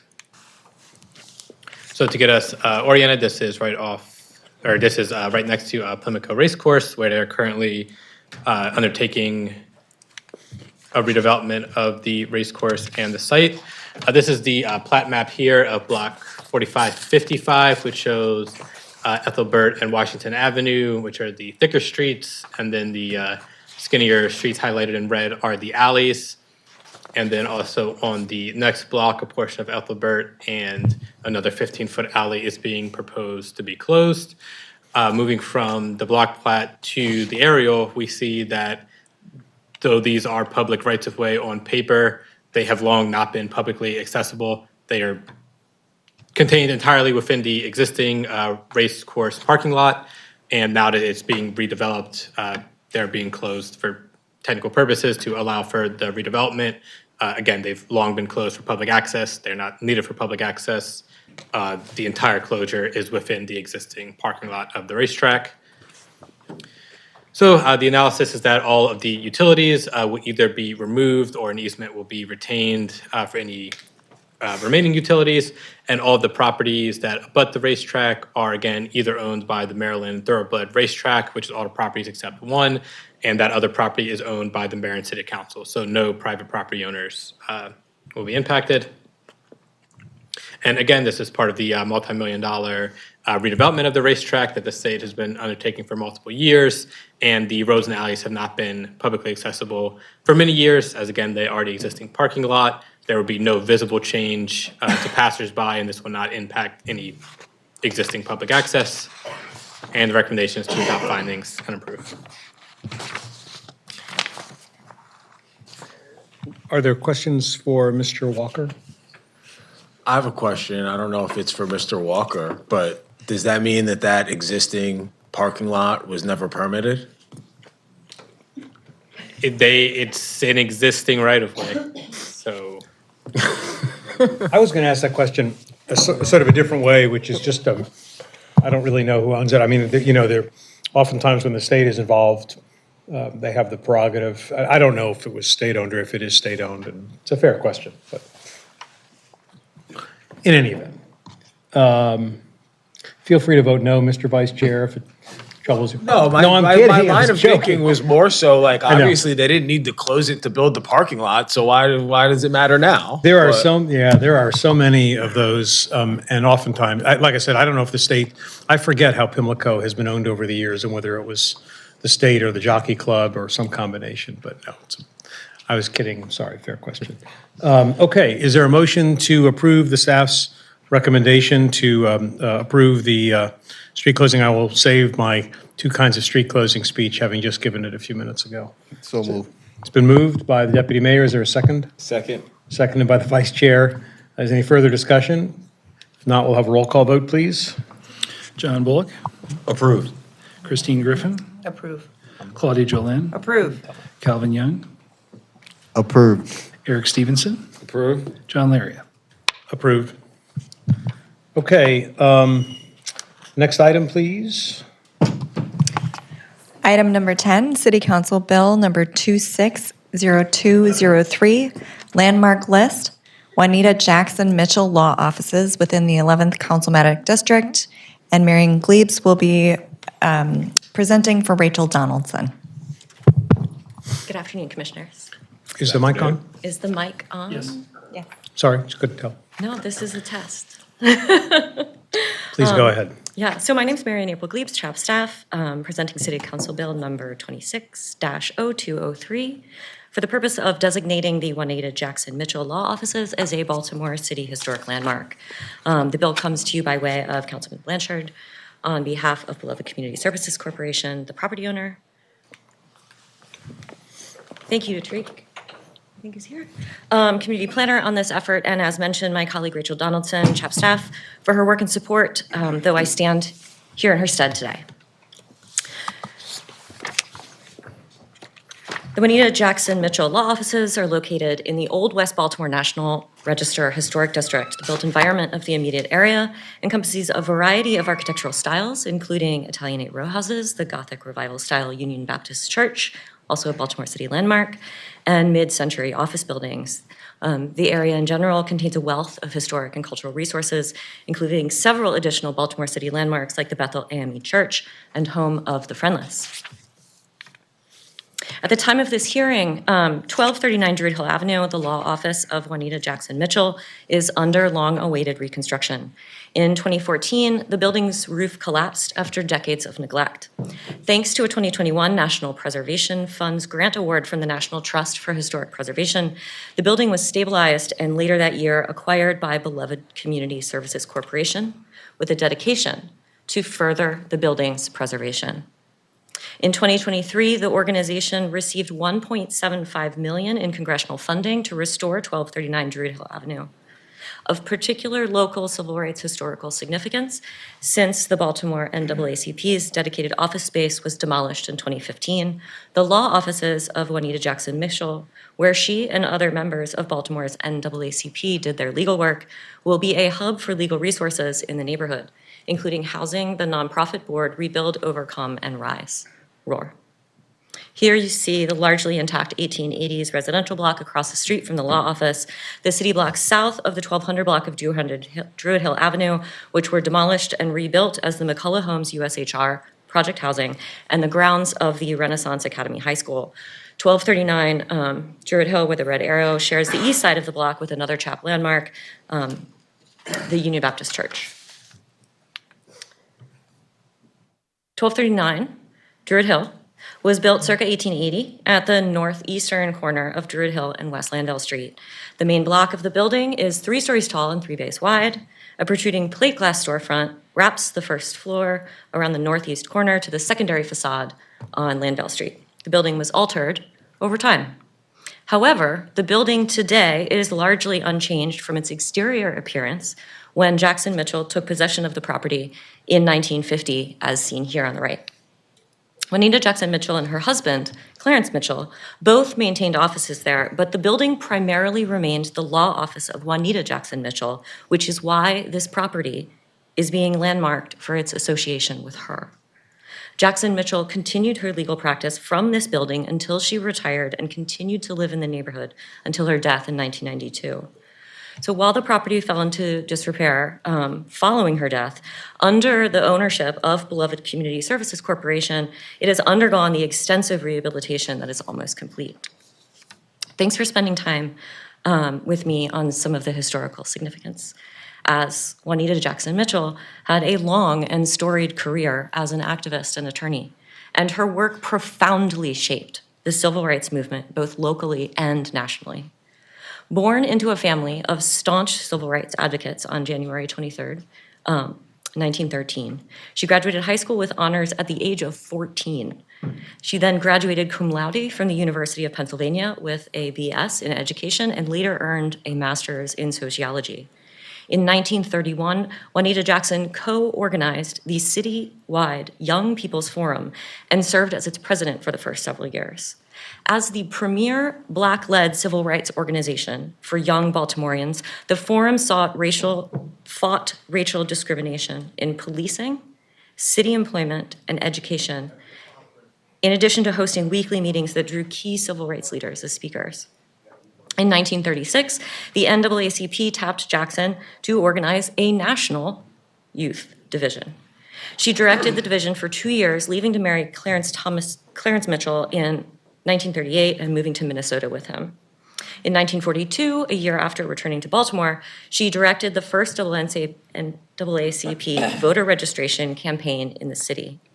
That year, she concurrently helped organize a march on Annapolis that included over 2,000 participants from 150 different organizations protesting police brutality.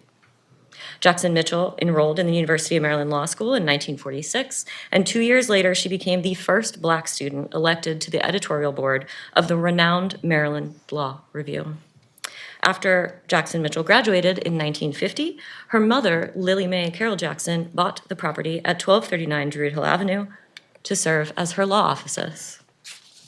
From the outset of her legal career, Jackson Mitchell was both a participant and litigant in fighting discriminatory laws and practices in Maryland.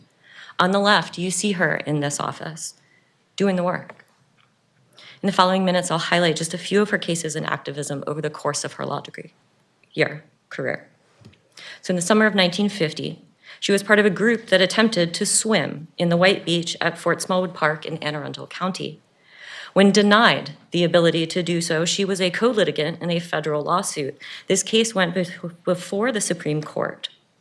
Siding with Jackson Mitchell, the Supreme Court upheld the lower court's decision in 1955, citing the recent decision in Brown v. Board of Education, a decision that broke the interpretation of separate but equal as only being applicable to public schools. In 1953, Jackson Mitchell, along with Thurgood Marshall and 2 other lawyers, filed a suit petitioning the court to desegregate the Mergenthaler School of Printing and Western High School. After the Brown decision, the school board adopted an open enrollment policy, and Baltimore City public schools were desegregated in the fall of 1954. Jackson Mitchell returned to the issue of police brutality, against which she had marched decades prior in 1964. You see her here in protest in the image. So that December, the Baltimore police began a series of raids in search for Samuel and Earl Venny, 2 suspects in a shooting that killed a police officer. Police had an arrest warrant for the 2 brothers, but did not have, nor did they seek to obtain, search warrants for the approximately 300 homes of Black residents they raided based on dubious evidence and anonymous tips.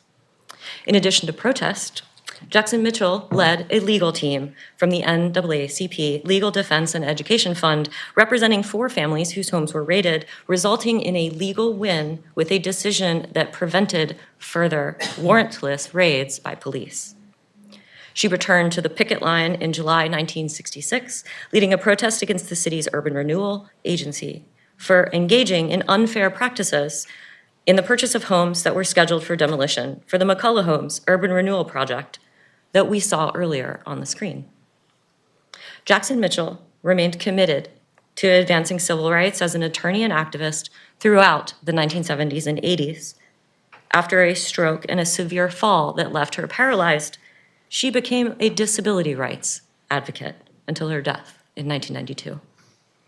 1239 Druid Hill Avenue, the law offices of Juanita Jackson Mitchell, are the same walls where this history unfolded and where her work was completed across her career.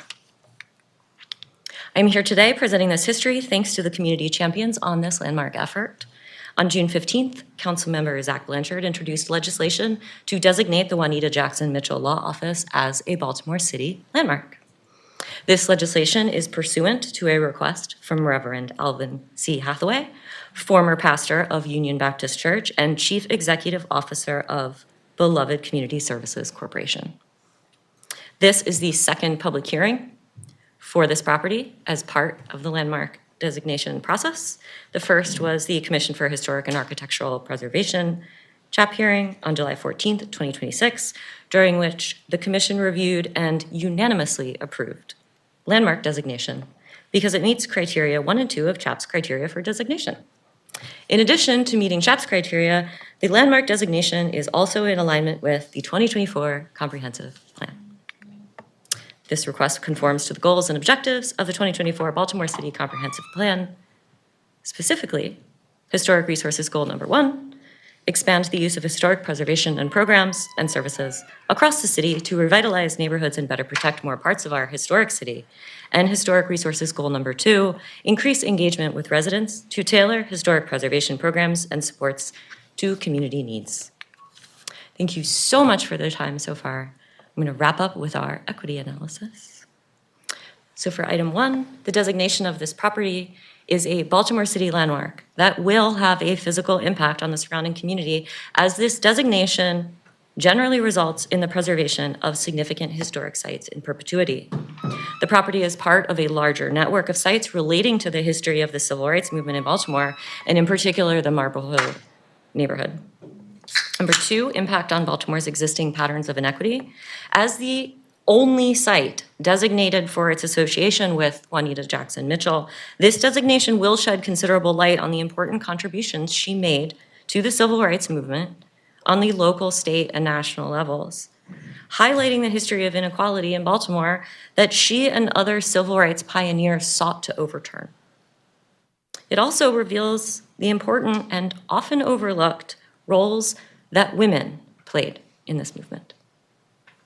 Has the community been meaningfully engaged? Number 3, this designation was initiated by the local community, spurred by the efforts of Dr. Al Hathaway and Beloved Community Services Corporation.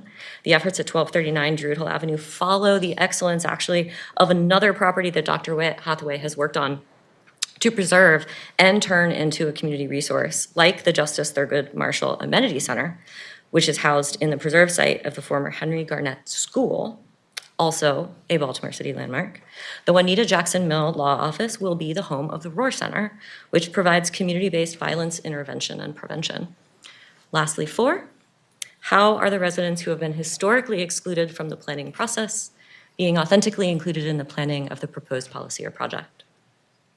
This designation will ensure that any proposed major alterations to this property, including major additions, significant alterations, or proposed partial and full demolition, would require a public hearing in front of the Commission for Historic and Architectural Preservation, CHAP.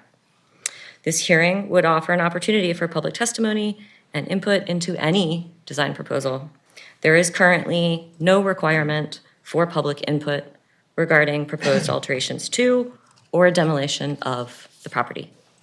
In conclusion, staff recommends approval of the landmark designation. Thank you very much. And I think I understood from prior to the meeting that this is the first time you have presented to the Planning Commission.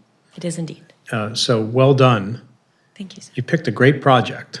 Project 15. So well done, and thank you very, very much for your presentation. Are there any questions? Is it Glebes? It is Glebes. Okay. Are there questions from Ms. Glebes?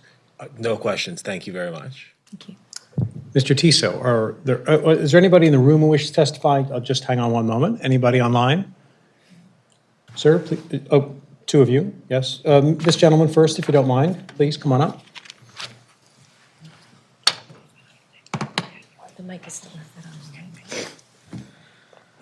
If you just give us your name for the record, please. Albert Kaplan. So I'm on behalf of Reverend Dr. Alvin Hathaway. Chairman Laria, Director Southard, and members of the Planning Commission.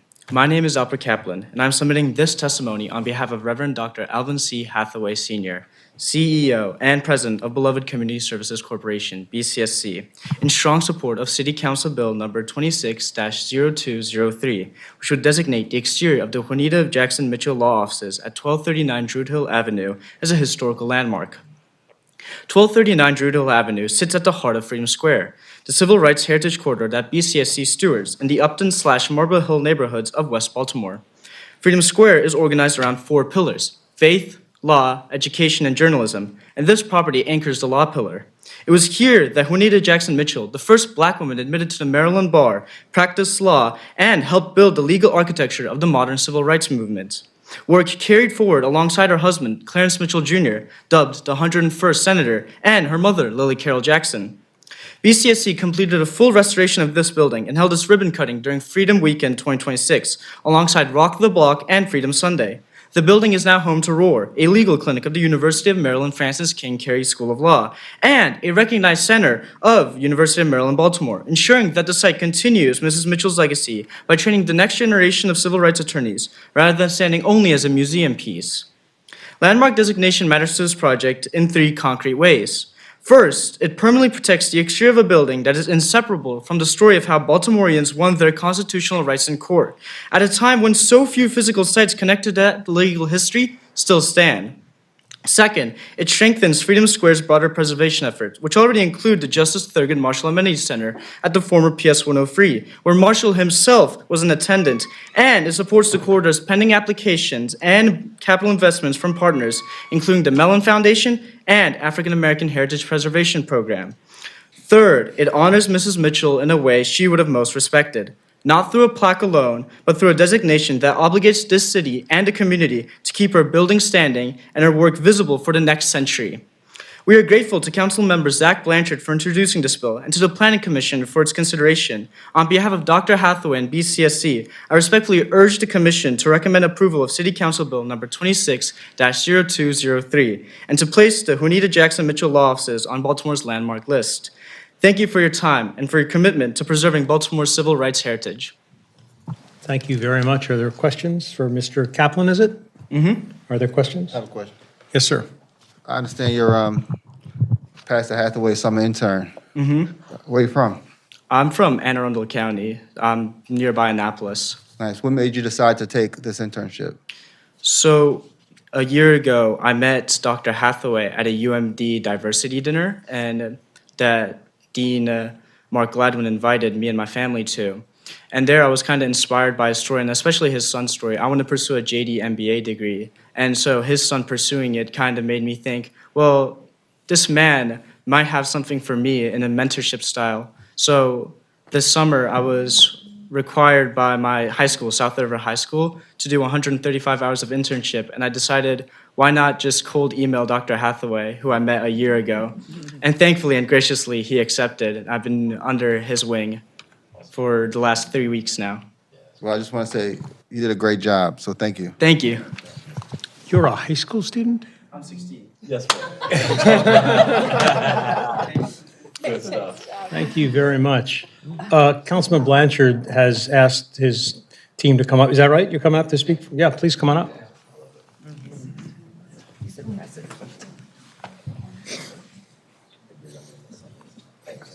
Good afternoon, everybody. Good afternoon. My name is Joshua Spokes, Director of... Is that microphone on? Is it green? Oh, there you go. Good afternoon. I think it's just too tall, frankly. Good afternoon. My name is Joshua Spokes. I am Director of Legislative Affairs for Councilmember Blanchard. I don't know if there's anything substantive that I can really add to the incredible history that we've already heard this afternoon. I'll just note that Councilmember Blanchard is incredibly excited to introduce this bill and honored to be able to introduce the bill and put the Juanita Jackson Mitchell Law Offices on the city's landmark list. And we're looking forward to hearing it in the council, and I'm happy to answer any questions that the commission might have about the bill. Questions for Mr. Spokes or the councilman vicariously? Thank you. Great, thank you so much. I just wanted to say a couple things quickly. One, I'll be abstaining from this for a reason that bears some explanation, and probably not what anybody thinks. But for a number of years, I worked with and for Dr. Hathaway and Beloved in that zone of Upton. We were privileged to represent him and Beloved in the acquisition of PS 103, now the Thurgood Marshall Amenity Center, both myself and my colleagues, but I spent a lot of time on it personally. And I said throughout that it's hard to imagine a greater privilege for a Maryland lawyer than to work on a building that honors first, in that case, Thurgood Marshall, and underappreciated son of Baltimore, at least underappreciated by Baltimore, which Dr. Hathaway and I talk about all the time. And now to be able to be here, although I will abstain, to endorse the historic designation for the losses of Juanita Jackson Mitchell, who served on the Maryland Law Review, as did I, several decades after that. It's a privilege. I will say, and I've said this to people, that PS 103 is, for me, one of the proudest moments. One of the things that I worked on, excuse me, that really made me feel like we were doing something that was going to be special for the community. And Dr. Hathaway, I wish you were here, you can convey this, who is a force of nature. I expect everybody knows him. The work that he's doing in Upton, the Freedom Square proposal that he's put together, our firm has supported the lecture series that happens every year at PS 103. He's had the former Solicitor General of the United States. I think Jamie Raskin is coming to speak this year. The heritage, the heritage in that community around the civil rights movement is just unparalleled. And the opportunity we have before us through actions like this to create a real center for civil rights education and celebration in Baltimore is outstanding. So I just wanted to acknowledge that and thank you for being here for a great presentation. And I'm not going to vote, but I'm going to encourage everybody else to vote in favor of it. And with that, I'll ask if there are any other comments. I'll just briefly, echo my support. The last time I saw Councilman Blanchard, this was top of his mind, and his excitement about it was palpable. And all credit to Dr. Hathaway and the work that he's done in this community, which is my community as well. So also honored to support this. Commissioner Griffin? Nothing really to add, except that thank you very much. The presentations were amazing.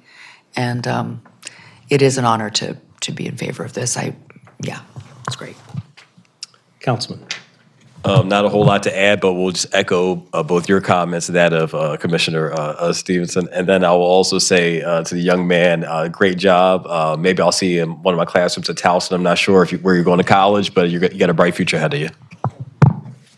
Commissioner Jolin? Nothing to add, thank you. Deputy Mayor? I want to say thank you to the two presenters and to Ms. Glebs. I mean, this is a hard act to follow, so the next time you come, it's got to be this good. So, just saying. But yeah, I'm really excited to be a part of this vote, so thank you. Okay, hearing nothing else, is there a motion to accept the staff's recommendation of approval? So Councilman? He moved, I'll second. All right, Deputy Mayor, Councilman, been moved and seconded. Any further discussion? Hearing none, we'll have a roll call vote. Mr. Tissot? John Bullock, Approve. Christine Griffin, Approve. Claudia Jolin, Approve. Calvin Young, Approved.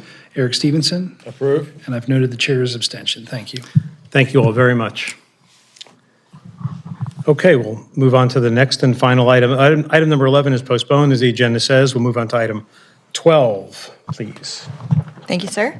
Item number 12, City Council Bill number 26-0198, rezoning 505 East 28th Street, 507 East 28th Street, and 515 East 28th Street in the 14th Councilmanic District. Brandon Canoy will present. Good afternoon, commission members. I changed my wig, so now I'll be playing the role of Austin Davis. They're putting you to work today, man. I know. A lot of hats. So, like... At least you have a wig.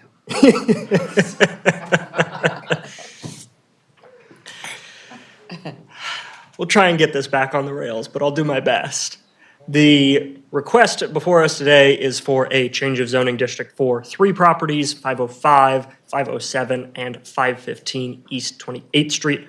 Austin Davis did the legwork for this. I'm just the pretty face presenting it today, hopefully. The petitioner is Mr. Robert Birch, and the owners are varied and include Mr. Birch, one of his construction companies, Maryland Bay Construction, and City of Baltimore, which is a property that is subject to disposition as part of this whole shebang. This is in the North Planning District, and the community planner is Marie McSweeney Anderson.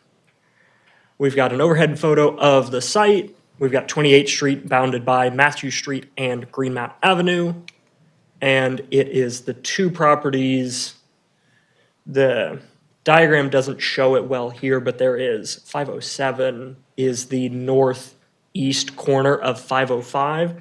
It shows up funny in our system. Sometimes that property line doesn't always show up, but there are 3 properties total shown here. And then we'll look at the historic context. This, if we look at it, is the area back in 1902, and it's old enough that all of the street names are different, except for Boone Alley Avenue that's down there on the south, but Greenmount Road was formerly York Road, 28th Street was Brady Avenue, and, apologies, Matthew Street, it was formerly Frisbee Street, and then we also had the American League Baseball Park off to the northwest for any of our history buffs there. Now that area is developed with some commercial and residential uses, but those are the 3 subject properties. Most of the property lines are basically the exact same as we see back in 1902. Zoom in a little just for some greater detail, but those are the 3 properties before us today. This is looking to the north. You can see the context with a housing authority development to the east of the property, and then more standard row houses to the west of the property. And then looking south, this is just the inverse of what we were just looking at. For a change of zoning district, there are a number of required findings set forth by Maryland state law, which we then pass through our city code. The Planning Commission is required to find that there's either been a substantial change in the character of the neighborhood or a mistake in the zoning classification, as well as that there are a number of required findings, which include population changes, public facilities, present and future transportation patterns, whether the potential new zoning district is compatible with the existing and proposed development, recommendation of all our sister agencies and officials, and whether it's consistent with our comp plan. There are additional standards in our code, whether or not the existing uses of the property are within the general area of the property in question, whether they're relatively applicable, the zoning classification, and if it's compatible with the area, suitability of the property for any of the potential uses in the new district, not just a specific one that may be interested, and whether this follows or bucks any development trends we see in the neighborhoods. We did end up doing our analysis, and we found that under the substantial change finding, we did not find anything that substantially complies with this required finding. That's fine because we, as we'll see on the next slide, do find there's grounds for a potential mistake classification. But the reason we don't think that change is appropriate in this case is that this is a corridor that's currently in transition, and it is experiencing the development pressures that we anticipated with the creation of the IMU1 districts, which are designed for some of our former blue-collar neighborhoods with commercial and residential all mixed together, and we're just seeing some of that growth happening in this block specifically.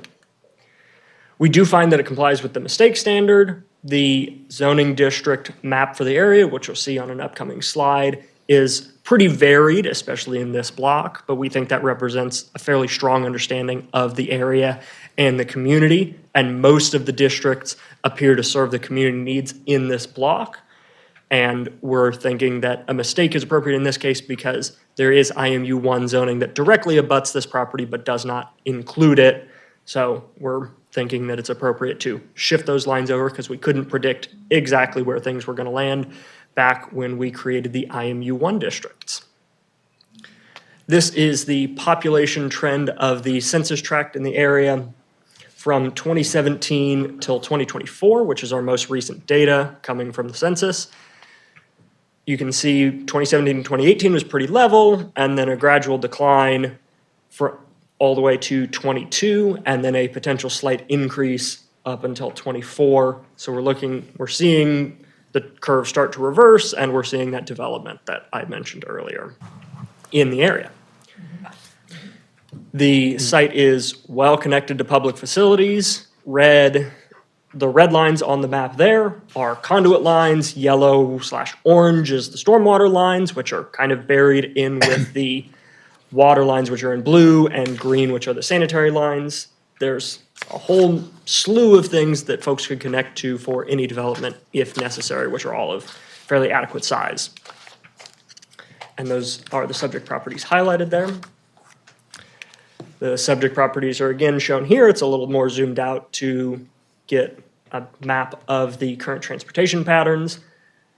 29th Street, which is that diagonal street down running along there, it experiences in the middle thousands of vehicular traffic each day, and then running up Greenmount is a major red bus line, so we think it's fairly adequate for folks who either need to get around by public transit or private vehicle.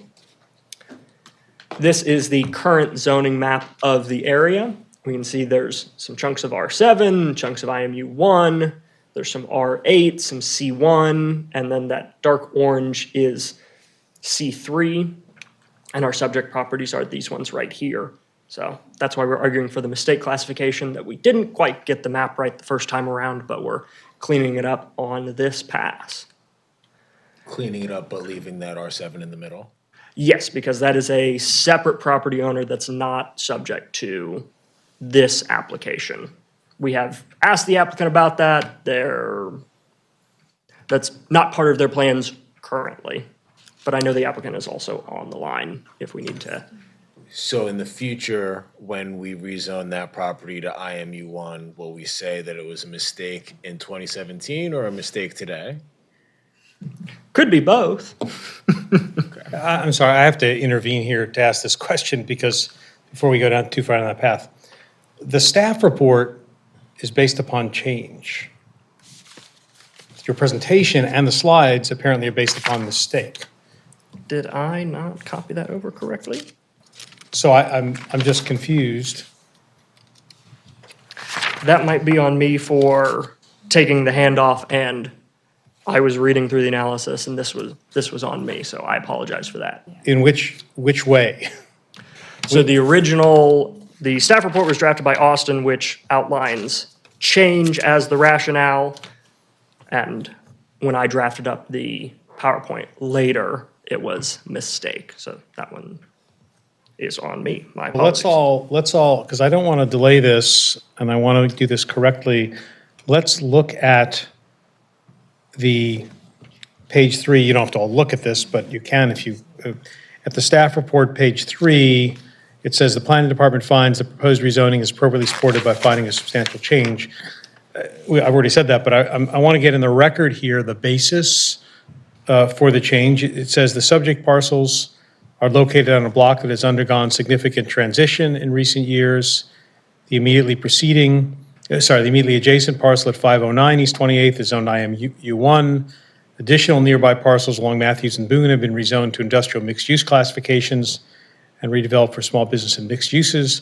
The completion and full occupancy of the small business incubator at 2714 Matthews, together with the ongoing rehab of formerly vacant residential properties and surrounding blocks, reflects a substantial change in the physical and economic character of the area since the subject parcels were placed in the R7 district. I guess I'll keep going. The planning department finds that extending the IMU designation to the subject parcels is consistent with this changed character and with the zoning of the adjacent property. I will say that I find that compelling, and I think, well, subject to discussion, we don't have to accept the staff report. We can, or we don't have to accept the presentation. We can accept the written staff report, and we can make whatever findings we want, including that neither were met theoretically. So I just, we'll just have to redirect a little bit here. But I think that is a compelling argument for change, and I'm prepared to proceed on that basis. Mr. Chair, for Yeah. what it's worth, Austin, despite recuperating at home from a bike accident, is available online to speak if you wanted to hear from him. No, is Austin okay? He will be. Yeah. Austin, do you want to chime in? You should be able to unmute yourself.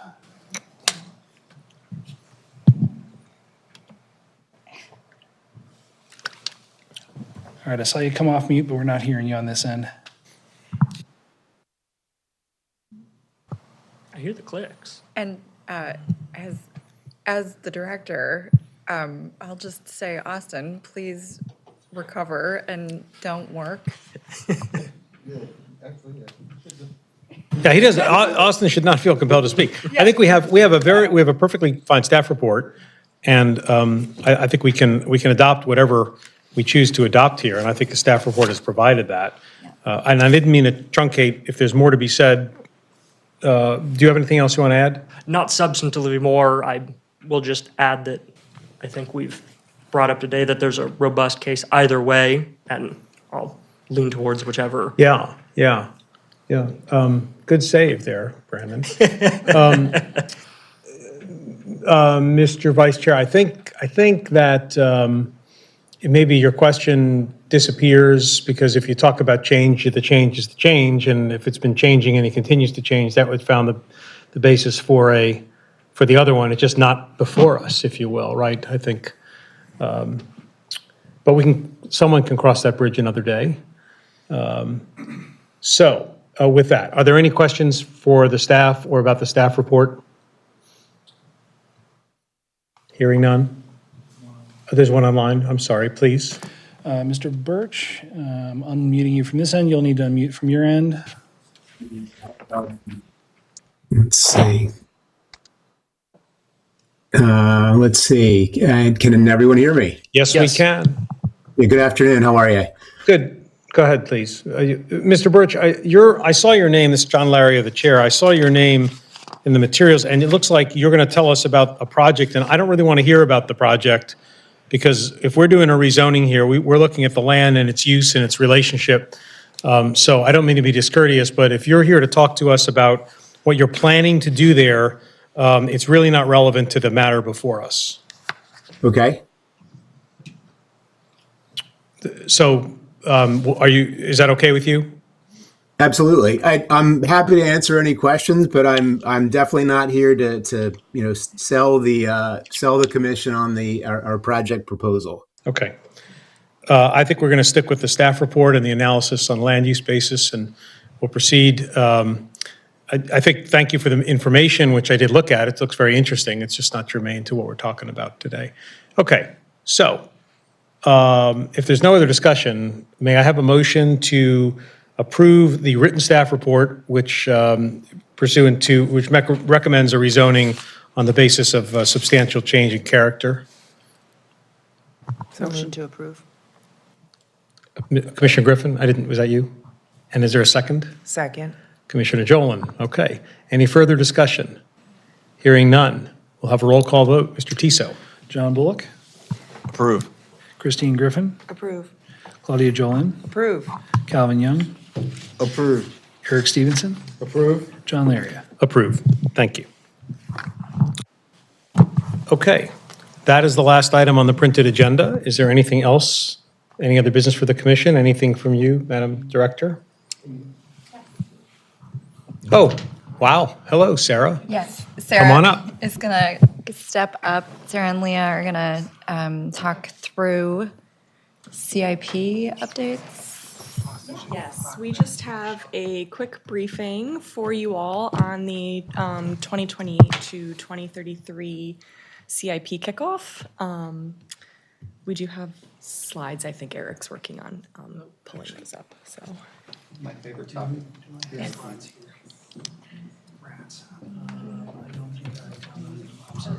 Oh, it's Even though we're okay. only a month into FY '27. You need to, sorry, just, can you pick it up if I you was like? just filling time while we're getting the slides.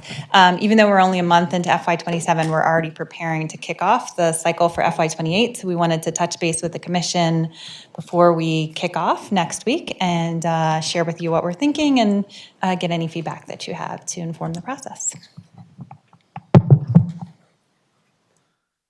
They come from you. They did, they're in the thread for the briefings. They should be the first one. Okay, there are two here. Are they different? Oh, you're good. Those are the transfers. I'll chat them to you really quick. So that's the first briefings I got. I just sent them to you again in email.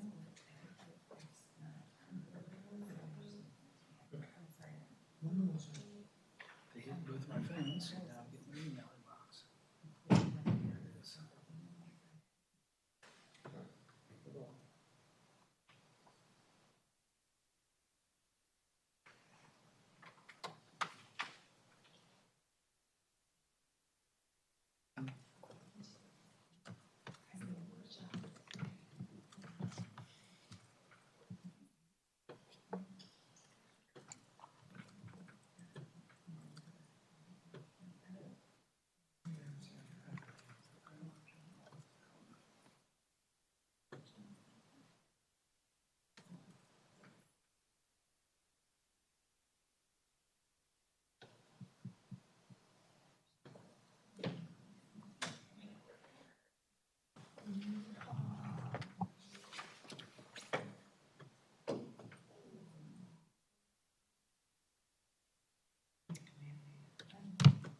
It opened in a browser, not in. Yeah, I just spotted that.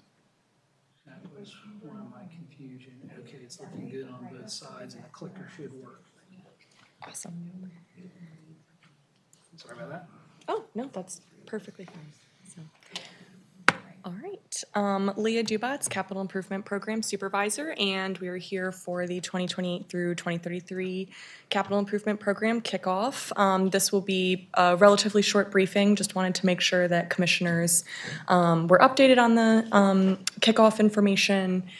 And by city charter, we annually submit a recommendation for the 6-year CIP to the Board of Estimates, and the budget year becomes the basis for the capital component of the Ordinance of Estimates, which is adopted by the City Council and is advisory to the Board of Estimates. All of the capital improvement program materials also go through the Planning Commission. When we are talking about capital projects, we are talking about a physical betterment or improvement or studies related to an improvement. This is not covering items that are less than $50,000, no vehicular equipment, no repairs or maintenance that cost less than $100,000 or are emergency in nature, and it also does not cover salaries. There is an immense capital need across the city. In recent years, we have been able to expand the funding available to cover capital improvements than we were in previous decades. So we are making good progress, but there still is a very large need for capital investment to the city's infrastructure. The process that we go through to develop the capital budget is we provide agencies with instructions, which we will be doing very soon. This is quite a bit earlier than we normally kick off the process, and this is in an effort to provide agencies with more time to submit their requests to planning and the Planning Commission. After agencies submit their draft requests, the planning department staff review those requests and work on any updates, and then provide that feedback to the agencies. The agency will revise their submission and submit a final request that will be published in early December for a planning commission to review. The agencies will present to the planning commission in January. I believe it's January 7th and 14th this year. And then the staff will complete an evaluation of agency requests and provide recommendations that are presented to the planning commission. The planning commission then votes on the recommendations, and then the following votes include the Board of Finance, the Board of Estimates, and the City Council, which ultimately passes the Ordinance of Estimates, which is the first year of the capital budget. Just a very brief recap for commissioners. This is funding that we had approved in 2027 to 2032. The only changes to this slide since the last time you have seen it would be for any changes proposed by the City Council and also for state funding. The state grants that were approved as part of the state's budget are now also reflected in the city's CIP. Leah, the substantial decrease from 7 to 8, I'm just scanning the rows here. A lot of them, I'm just trying to get this, there's a lot of decreases, right? Substantial. Maybe the net, or maybe you moved them, because the net is going down a little bit. Not that that's a little bit, but less. I'm trying to look at the rows as we speak. I know HUR is, you're programming HUR at the current statutory number because you have no choice. I get that. But can you comment on any of the other categories? Yeah, the general fund, you're seeing a significant decrease as well. So we had one-time funds available in general funds in FY27. You see 132 million there, whereas the baseline general fund funding for the capital budget is 15 million. So we could once again get one-time funding, but as of the approval of the budget for the 6-year program last year, Finance had not indicated that there would be any, additional one-time funding in general funds. I'm sorry, could you start at the top, the 602? Yep. So the Just federal. remind us, yeah, thanks. The federal grants, the number for FY27 is much larger than normal because we have the West Baltimore United federal grant in there. So from memory, I want to say that was in the ballpark of 85 million. The state grants includes for FY27 the actual number that we know for FY27, whereas those are projected numbers for future years. So those are going to shift. I don't want to, I know you didn't want to do this today, and I'm sure no one else does, but the 113 minus 85 is still a number substantially higher than 15. So there's some other number in that federal grants number for FY27, right? 9505, it's like 30. It's like a $30 million difference, isn't it? Something like that? Almost 30? Yeah, we can look up what the specifics are, but you can see in the future years that agencies don't really have an ability to project their federal grants very well. So you're just seeing kind of some placeholder amounts for future years. So those are federal grants that agencies actually know of for the budget year. So the budget year tends to be significantly higher for federal and state grants because, it's more real. Okay, I'm sorry. And could you go back to the second line? I interrupted you. So that's why you see the difference for the state grants. We could look up what the specifics are, but yeah. What about FHA revenue? How does that? So also for West Baltimore United, the state is contributing some of their federal highway funds for that project. So that's why you see a number that's above the amount that the city normally gets by formula. Okay. Is there a reason why the number doesn't go up over 6 years, the FHA revenue? Or is it just placeholder as well? No, that's what the projected amount is. That's what, if the formula changes, we might get more, but I don't believe it's adjusted for inflation. That's what I was going to ask. Perfect. Yeah. Okay.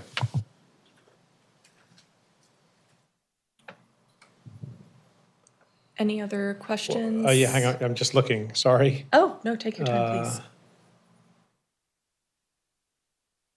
So you got all these numbers going down until you get to utility revenue, and that's kind of where it's made up.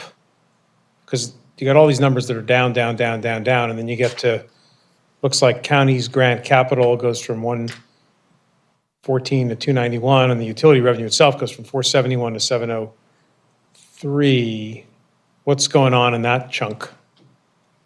So the blue line is just a summary of the three below Yeah, it. yeah, So no, I that's know. really, so that's really based on the county grants. Yeah. So the utility revenue, what you're seeing programmed there is based on the cycle of large DPW projects. So where they're in a planning stage versus where they're in a construction stage, you're going to see differences there. We are working with them and with finance to kind of get a better handle on whether they have revenue to back up the amounts that they're programming, because this is largely programmed based on kind of what they need for the projects that they would like to do, but doesn't necessarily fully match with the available funding. And what about the zeroing out of the casino and Pimlico numbers?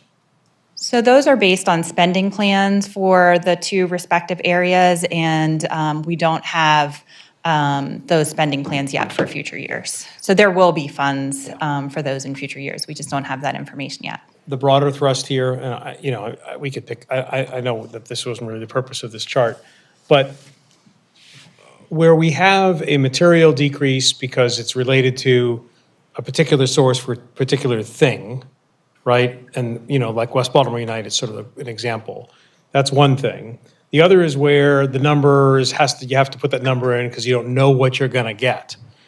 But the broad question I'm interested in going forward is, how much money are we going to have to spend on discretionary stuff where we actually have decisions to make? Because like a West Baltimore United money comes in, if it goes away, obviously it has a real impact on West Baltimore United, but arguably it doesn't affect the capital budget writ large. So I'm just trying to keep my eye on that to see where we're headed. Yeah, so that local discretionary line going from 257 million to 155 million, which is because we had the one-time funds for general funds in fiscal year 27. That's kind of a headline there. And then the other one is the highway user revenue, which you're well aware of, going from 80 million to 24 million. And we'll obviously have to see, what happens at the state level there. Those are the two significant changes in terms of the discretionary. And is it we all know about HUR, we're praying that it's going to get fixed. I think it's going to get fixed in some way. We'll have to talk about the impact it has on the budgeting process, right? Because you're almost going to have like an HUR in, HUR out plan. Yes. So we'll have to deal with that. And then if you can go back one more sec, Leah. You did that? Sorry. Oh, sorry. Or Sarah, whoever you got it. She has a slide on HUR. It's very much on okay. our radar And then- that we need to have contingency plans. And then 669, the one you mentioned where this year we had no extra money. Do we know we're not going to have extra money next year? Because the mayor's office was able to do that. It was kind of a gift, that we were able to do it. Is that a off the table, or is just not a discussion that's really been had yet? I'm just trying to understand. To date, there isn't any one-time funding that's been identified. Okay. So, as that information becomes available, we'll certainly include that. Okay, thank you. All right, this is another look at the funding by agency. So these are backed by all of the revenue categories that you saw on the previous slide.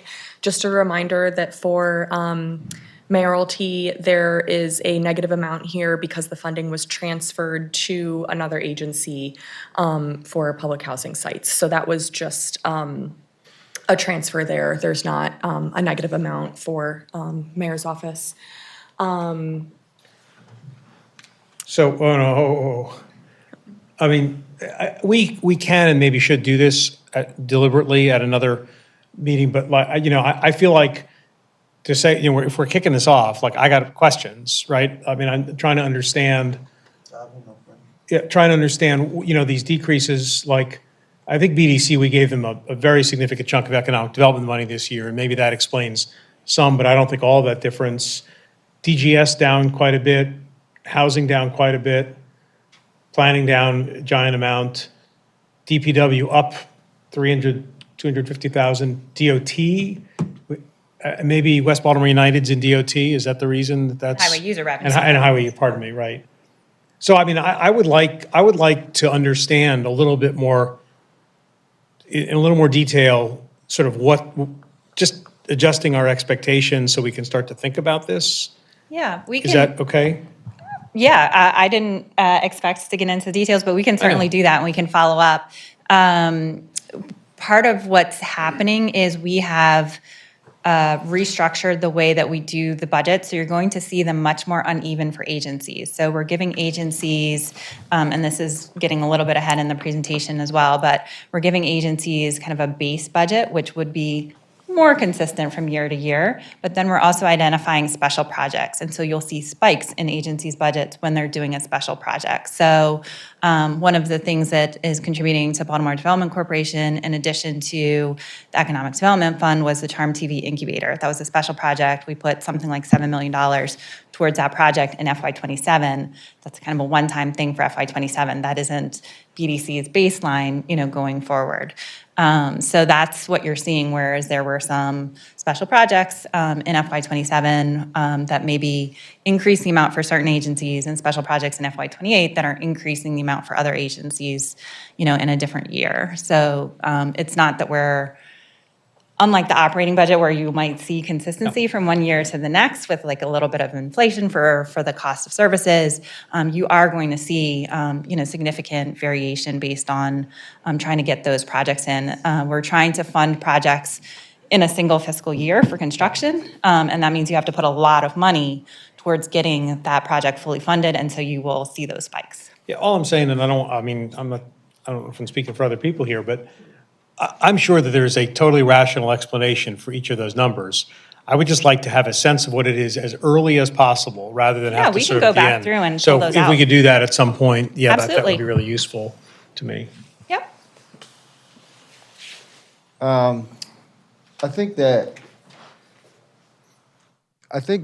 since I appreciate that you guys are starting so early, as I've mentioned to you before. I think it presents us an opportunity to truly rethink the way we budget the capital budget, which I know you are leading a cause right now towards that aim. So I want to just continue to give you encouragement in that regards. I also want us to not rest on the inertia of how things have gone before. The capital budget is with planning really so that way it can be an economic development tool. So as we look at where we're making investments, I want to just remind the staff, but of course, as we go through more meetings, internally, you guys will hear me say that a lot. And I think when we look at what we have programmed for future years, I think it doesn't really reflect that thought process of this really being an economic development tool as opposed to more capital to just consume for things, right? So that's my encouragement to you, Sarah, as we keep going. You guys got a typo on development, so you got to fix that. But also, I do want to point out a couple things on the numbers that I think will probably come out, which is, I think your BDC number specifically is going to end up, that's going to be a point of conversation throughout the year. Them getting $2 million is just not enough for them. I was really concerned last year with the presentations that came out of housing and community development, specifically the projections that they made for why they asked for the numbers they asked for. There was just a huge mismatch.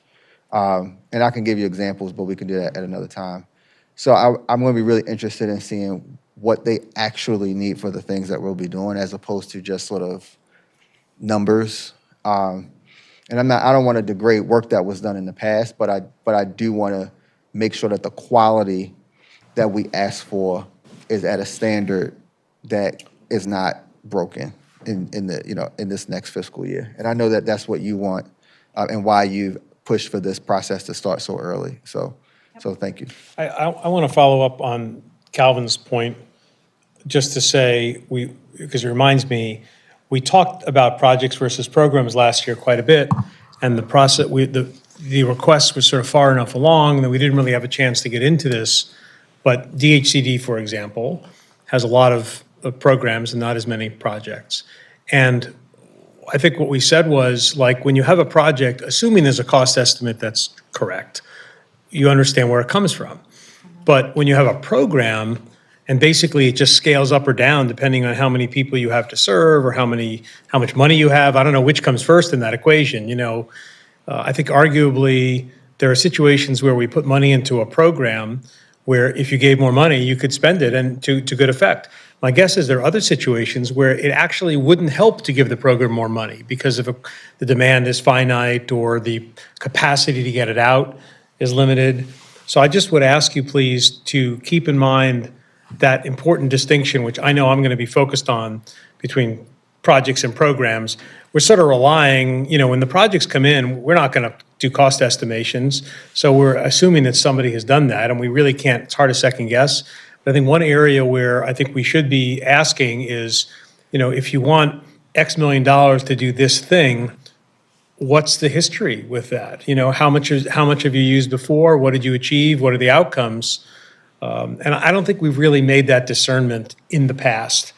And I'd like to do that going forward. So we heard that through the last process. And so one of the slides here, or maybe a couple slides, are about building out the information that we asked for programs and wanting to get your feedback.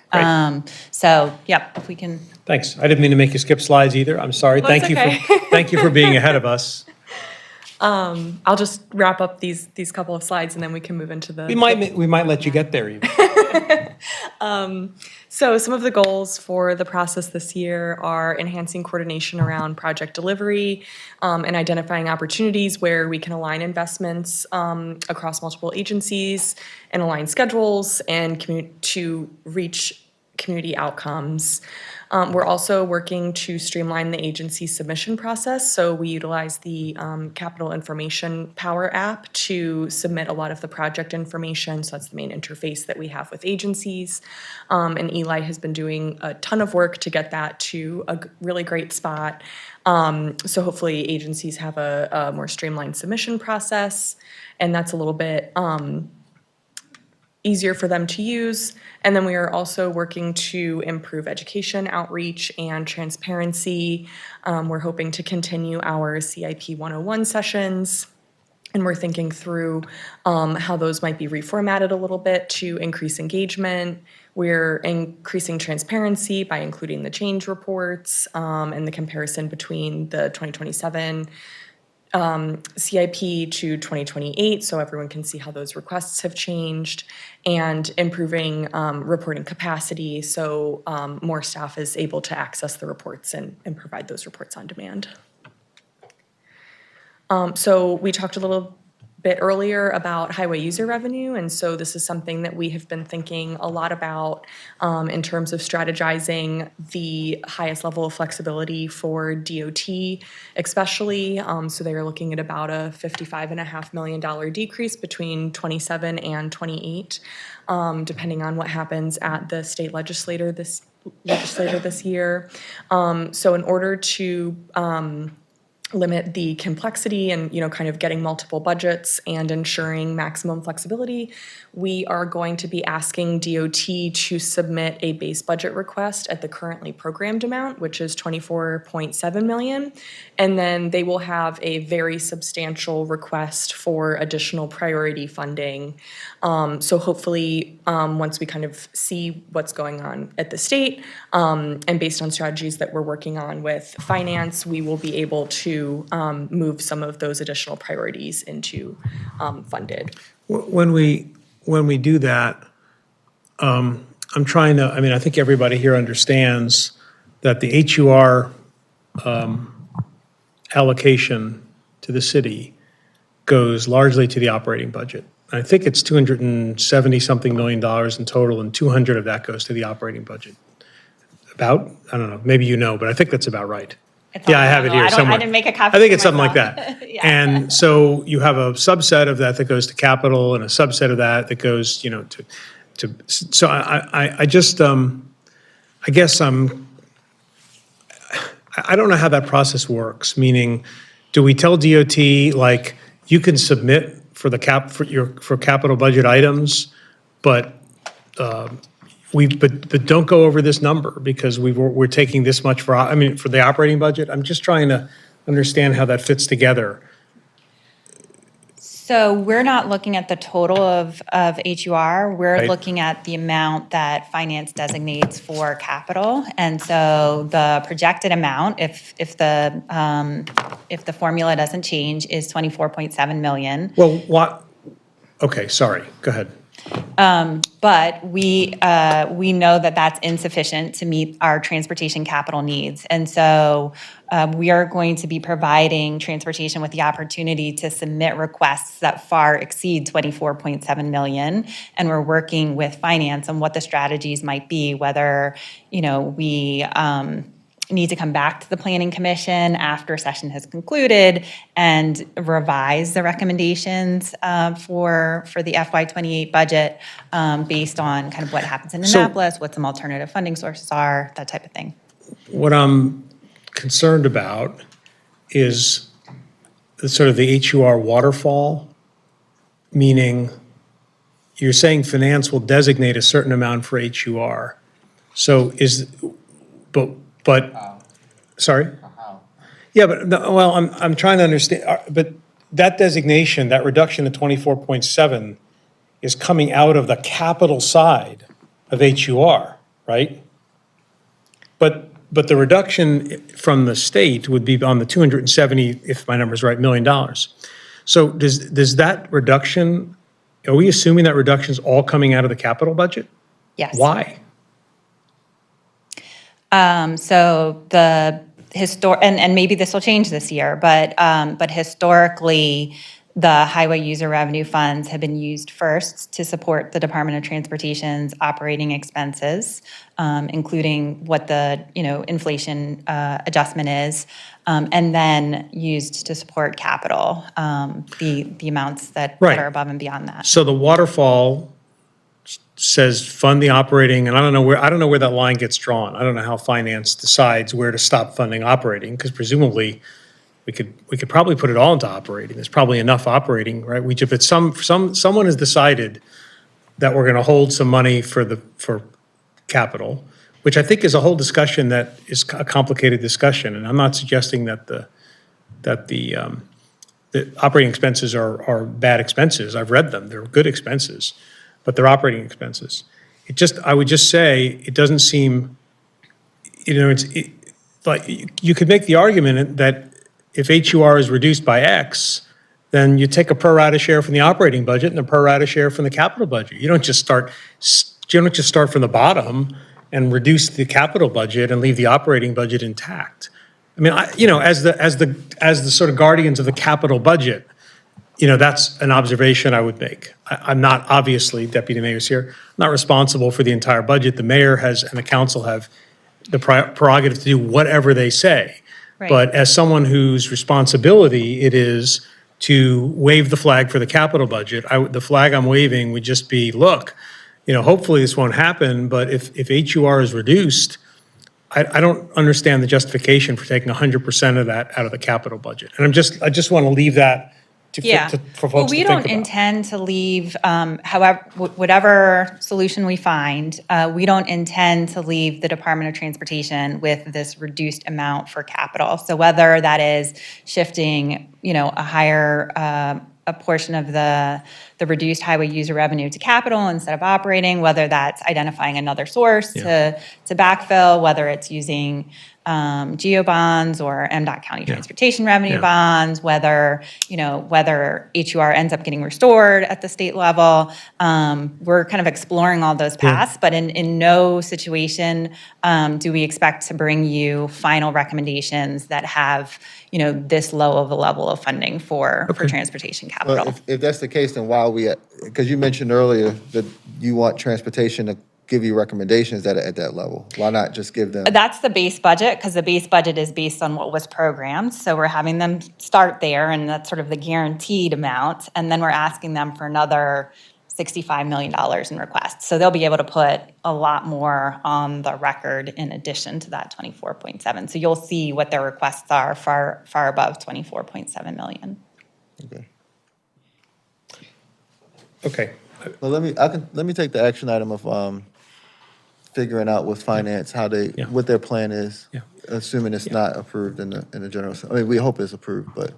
Right. Right. And I want to be clear, because I've actually talked with finance about this. I'm not trying to harm the operating budget to the benefit of the capital budget. Like, that's not what this is about. But we have tremendous capital needs. We had this presentation today from DOT about road resurfacing. I'm trying to find ways to get to boost the capital budget. I certainly don't want to reduce it, and I certainly don't want to reduce it because there's an HUR reduction that falls 100% on the capital budget. Just doesn't seem fair. So anyway, I think I've said it enough and too many times. Thank you.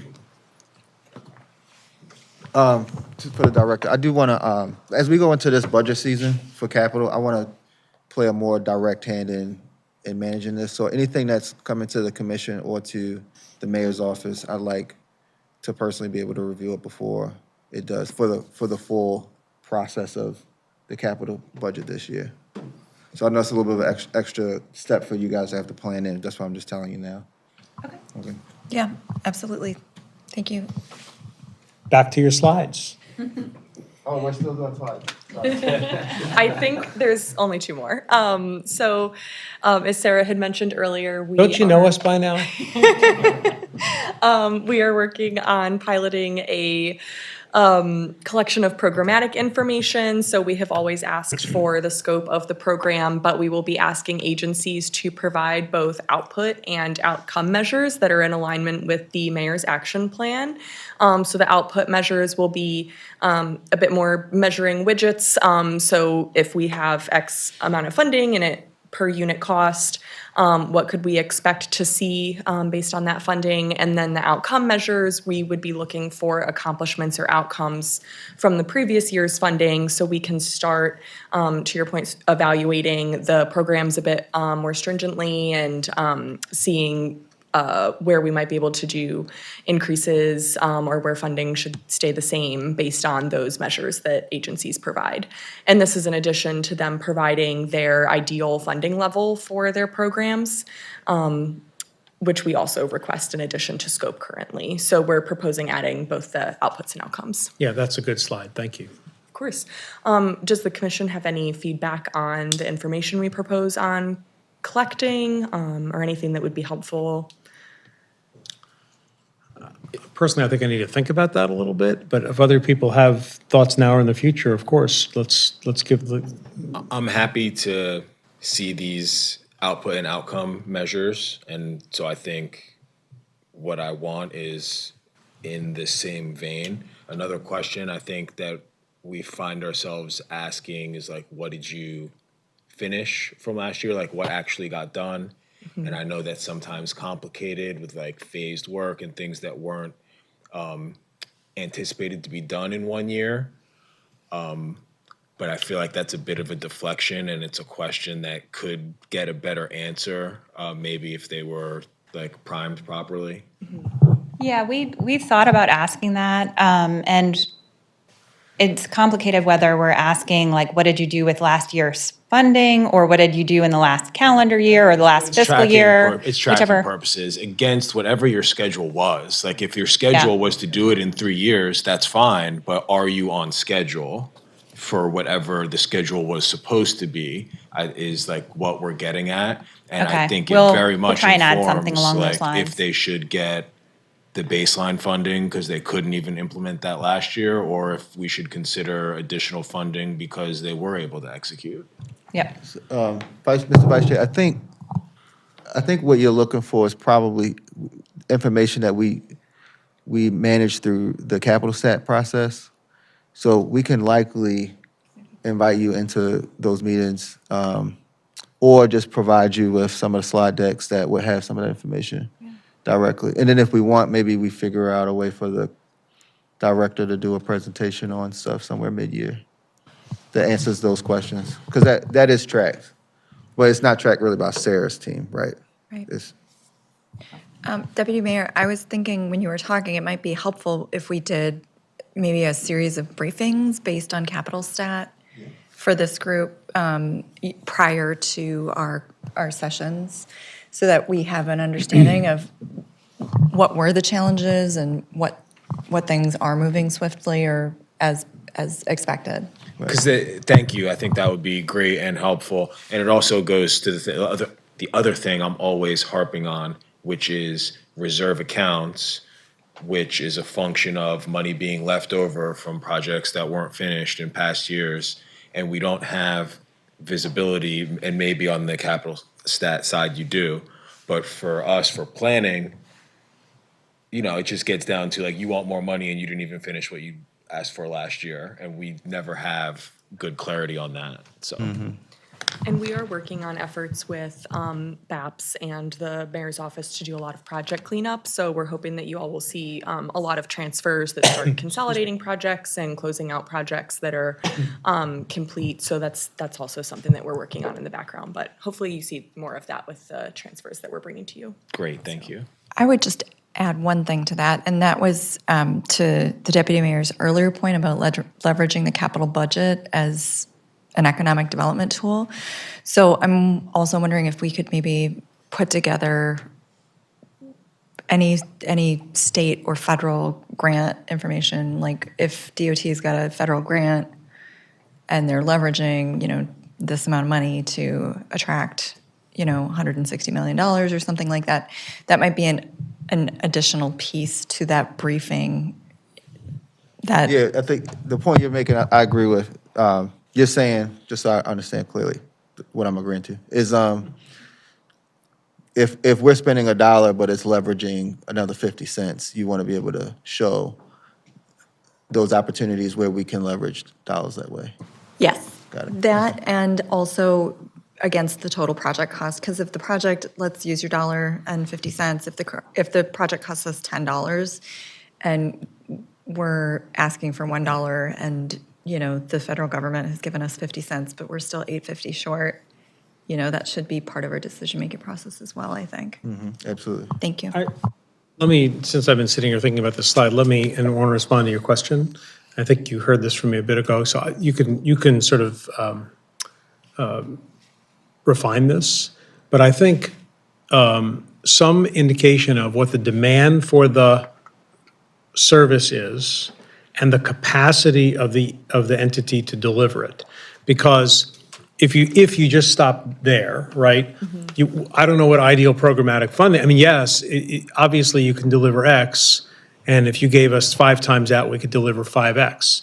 But I'd want to know, are there 5X customers out there who could use the service? And can you possibly actually serve them? Because then it gets to a question of, you could, the nested question there becomes, do you need more capacity on the operating budget side, right, to do that? I mean, so I think part of it is trying to understand what the demand might be.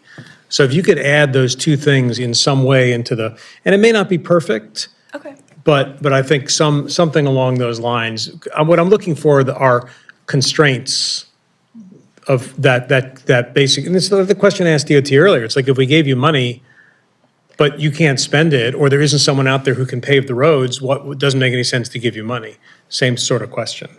That makes sense. We can definitely work on adding something to measure that in. Yeah. Thank you. Yep. Thank you, that's great. Any other questions or feedback on programmatic? All right, and then just letting you know the schedule for the report publication and the reports that we will be publishing. So once we get requests from agencies, we are planning on publishing those the second week of December. And those will include all of our usual reports that we publish during each phase of the cycle, in addition to the agency requests versus the 27 to 32 ordinance of estimates. So commissioners will be able to see how things have changed from what you approved last year to the current year request, and requests by council district. And that is everything that we had for the commission today, unless there's any questions or other discussion items. Thank you for this bonus discussion. It's really helpful. Thank you for the time. We really appreciate it. I have just one comment. Yeah, sure. I won't disguise it as a question. To the point of capital versus operations, And I may be a little bit more competitive about it than you, Mr. Chair. But like we all know, our definition of a capital expense, $50,000, no vehicles, no maintenance. And I presume that's our definition, and I guess it's in the charter. That was adopted by the Board of Estimates, so I think that's an administrative, I don't know if that's in the charter or not, Sarah, but. It's not in the charter. It is- So, yeah. thank you for that clarification. So my sort of rhetorical question is, who enforces that? Is that our self-imposed kind of guideline? And the context for that question is like, today, our question to DOT about light poles, and if that should be capital, or to me, I feel like that does seem like more of a capital expense. You could make the maintenance argument, but at the end of the day, I get the impression that it just landed where it landed because that's where the money was at the time, not because, you know, anybody took a hard look at where that belonged. And talking to the other agencies, when we drill down, I think there are other things like that. And so I don't know, you know, from our side, we can kick things out and say, oh, no, that's operations. You know, we can do that. I've never seen us do it. But it probably makes more sense to like collaboratively sort of audit that from both sides. You know, I'm a fan of the capital budget, not just because I'm sitting here and not just because the impacts are so tangible, but similar to the comments about programmatic items, I think operations can be a bit of a black hole. That's less fair. I guess it's just harder to measure if we're you know, the impact that we're getting for the money. The chair made the point more eloquently about scaling. So that's just kind of how I feel about some of these things that straddle operations and capital. And then the other example I was thinking of recently was a few months ago with the harbor master and the boats, which, you know, he complained that he needed boats, he couldn't get them because they're vehicles. I think the sentiment was that was a little bit counterintuitive. And then the next meeting, we approved boats. So, again, that was a comment, not a question. We did in capital. Out of the transfer. capital budget? Yeah. The boat itself? Yeah. Oh, that slipped by me. So that was a comment, not a question, but operations versus capital. But I think that's why I asked the director to make sure that my office is super into this year. I just want to make sure that this team gets air cover when they're asking hard questions of the agencies that are specific to sort of the same vein that you're talking to. Because it could be really hard for an agency over here to tell another agency over there that their definition of something is wrong or should be questioned. Wrong is probably too strong, but could be questioned. It's easier if that is sort of coming from the mayor's office and just in the culture of how government works. Yep. So for me to provide that air cover to them requires me to just be as deep into this as Sarah is. So that's I want to be able to be helpful in that way for them. So that way, when they come to you and you ask that question, we can have bulletproof answers for you. Great. And I want to be clear, I think I've sort of said this, but like, we're not, I mean, I know that the finance department gets anxious when they hear about the operating capital in HUR. But, you know, we're on the same team. We're on the same team. We're trying to spend this money in an efficient way for the citizens of Baltimore. And at the end of the day, you know, finance is critically important, and the mayor and the city council are the ultimate decider. I just think it's part of our job to keep having this discussion and to keep highlighting these concerns, and not because other people aren't. Deputy Mayor obviously is very interested in it and concerned. So I don't want this to become sort of a tension. I just think we have to work our way through this question in terms of how these funds get allocated and what our commitment's going to be to the different categories. So, anyway, okay. Anybody else? Anything else? Is there a motion to adjourn? Motion to adjourn. To move, second. All those in favor, aye? Aye. Or adjourned. Thank you all very much. Oh, there's only a couple more pages, I think. 6 years is the, No, you guys,